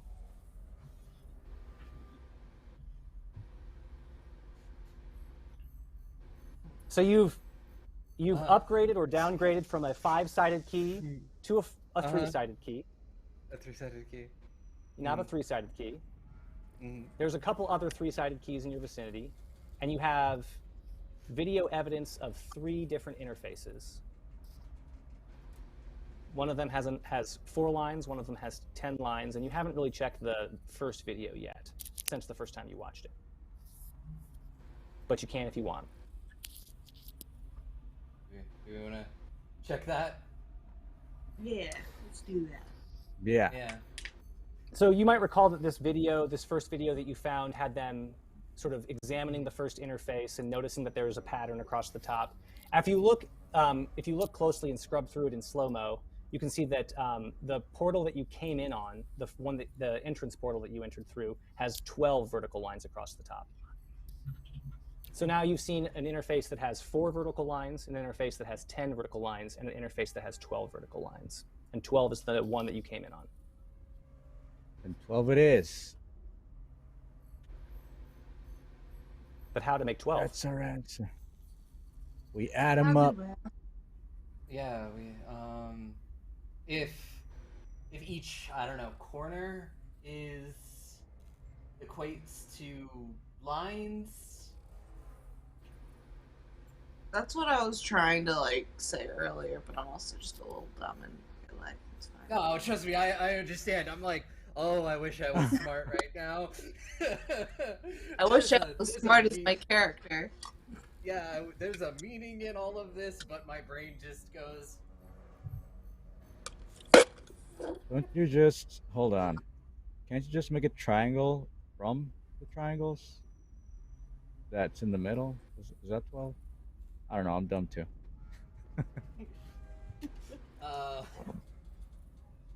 No, you're doing great. This is great. Y'all are putting a lot of things together. Trying to draw it. I mean, we can certainly attempt that. What's the attempt? Put them together. Putting all the triangles together. Putting all the triangles together? 12. Yeah, 12 lines. If it'd be four triangles and each of them has 3 corners, that'd be 12 corners. Yeah. Yeah. So you're gonna add your additional triangle to the one that you to the cistern portal you came through? Yes. Sure. Okay. The portal seems active. When you stick your additional triangle onto it, the portal seems active. Who's going in? Don't even think about it. I'm going in first. I don't even care. Yeah, just go. Just get out of here. All right. I'll go in. As you all go in, you immediately notice that the first thing that you notice is the air is clear. The air is clean. You are surrounded by natural light at the end of a very long rhomboid-shaped tunnel that you came in on. you find yourself outside the structure. You have escaped with the camera, 4 tapes, and at least confirmation of the death of at least some of the crew that you came on with. Safe to assume they're all dead. Who's down for some spennies? That's Yeah, that's right. Hold my cats close to me, and just be like, oh, thank God. I could definitely use some spinnies right now. That's for damn sure. Seafood and coffee, yes. Sign me up. Yes. I could use a beer. I don't know about you. Truly a harrowing experience. Yes. I don't know about you, but I find myself with more questions than I find answers. Same. Yeah. I mean, yeah, but how often do double parts survive? What was the bone dust? What are these things? Aliens. What are they? Not the weirdest thing I've ever been up against, but damn, in the top 5, that's for fucking sure. For sure. What were they building? They were mining, making tools, carving stone, and then making stuff out of bones that they can interact with. Certainly there's something else going on, but as we like to say in the world of Mothership, there are 3 options for every adventure. There is save, survive, and solve.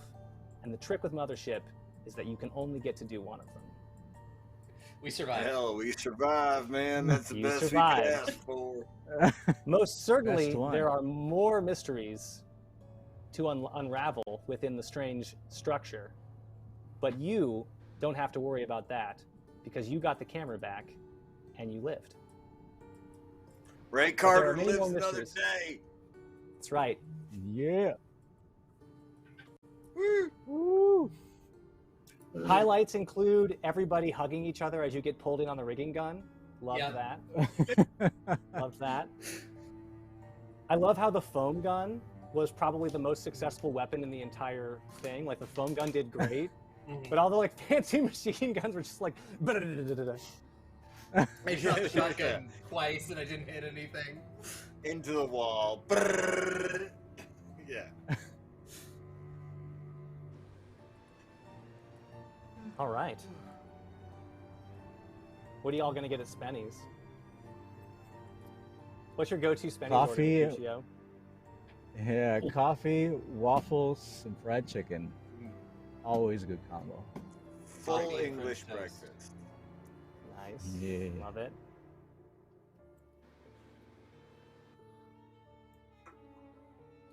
It's funny because there were times where when you were underwater,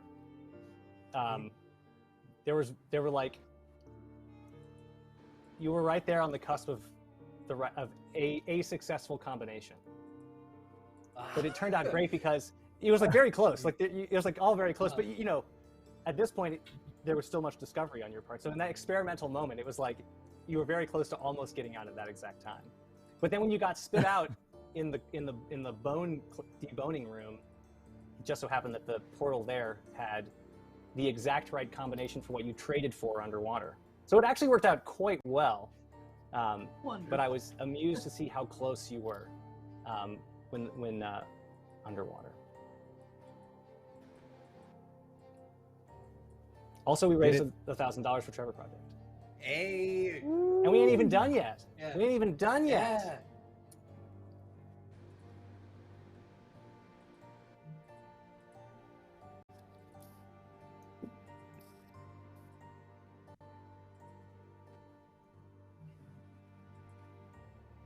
So what's happening next? I think we have a D&D 5e coming up, right? No idea. Your guess is as good as mine. That's what I heard. Be great regardless.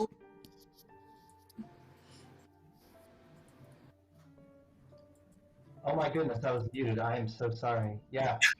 Sometimes when you call into the void just is calling back, but the mic is not turned on. Yes, I was agreeing to everything that you were saying. We do have another game. I have upgraded our goal to $1,600. I am going to go into another tunnel with my fabulous friend Sam, and we will discuss our plan to get to 1,600 by the end of the night, which is fully $1,000 more than we had intended. But for now, so we can jump over and let you guys get some rest, why don't we do our outros, starting with Rendis. Hi, I'm Rendis. I played Dr. Guillaume Dauterive. It was fun to get to play Mothership again, and it was fun to meet most of you. I have not seen many of you before, and it was wonderful. If you're interested in ever watching our games, we are Partywipegames over on our own Twitch channel, and you can also catch us most of the time here on Weave the Tale. But that's me. I do have to run, so I am just going to wave and disconnect and look funny while I do so. Bye. Bye. Perfect. I better get a freeze frame from every single one of you. Continuing on in reverse order as I hit the button number 5. Hello, I'm Aubrey. You find me on Twitter at Madqueencosplay, and I am usually found as the GM of Goblets and Gays, Pathfinder 2E podcast. We upload every Wednesdays. So today was a new episode. But also, it was started on Monday. We launched a new show in collaboration with Nat 20 Productions. Wayward Arcadium, Pathfinder 2E show set in a magical college. Airs every Monday, so come check us out. 8 p.m. PST next Monday. Right. I'm a massive unapologetic Pathfinder fan, so I'm not going to hold my questions until later. James, other Pathfinder fan. For me, and my lights just went down. I don't know what happened there, but yeah, this was a blast. I got to play a little bit earlier today, and now this lovely bunch of people. This was a lot of fun. I really enjoy being able to raise money for such a worthy cause, honestly.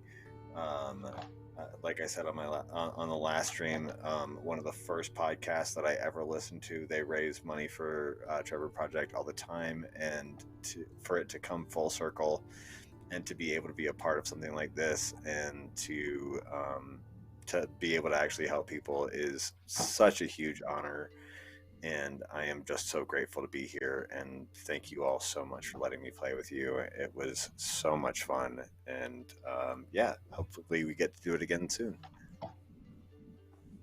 Excellent. Always a pleasure to have you, James. Come on down. Bryant. Hello, everyone. I'm Bryant.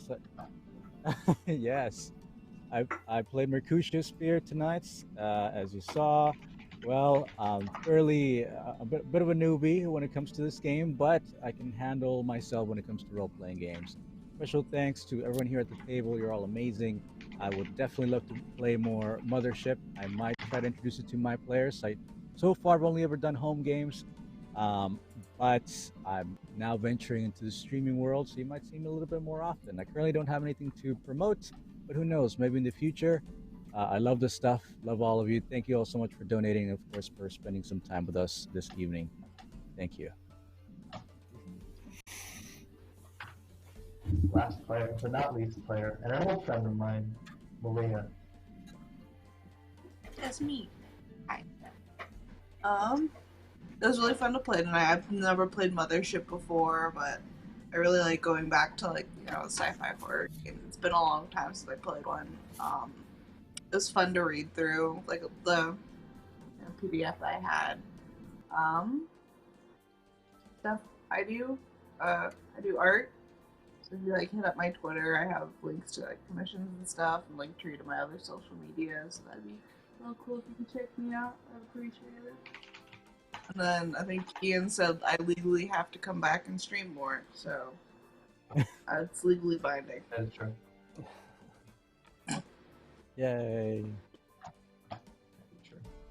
All right, bringing it back to the GM. I think that even that screenshot that I took is outdated because Hullbreach is funding at lightning speed now. It's been a couple hundred backers since the stream started, only a All couple right. hours ago. We were at like Lovely. 430 something thousand, at 443,000 now. All right. Hell yeah. Absolutely Great. That's incredible awesome. run. Yeah. Well, I'm Mattumland, and I wrote the adventure we played tonight. You can find it and a bunch of other really excellent Mothership content that's all 1E compatible in Hull Breach. As Ian said, it's funding. We have something like 13 hours left approximately to back Hull Breach on Kickstarter. It was really great to play with everybody. I really appreciate everybody subjecting themselves to the terror of phones and videotape, and super stoked that we were able to raise so much money. Let's keep that going for the next stream. And thanks so much to Weave the Tail for having us. It was so fun. And I guess I'm going to try to do another freeze frame too, so you can get a funny freeze frame of me where I'm like making a weird face. So like maybe a little something dramatic. Am I freeze framed yet? I can't tell.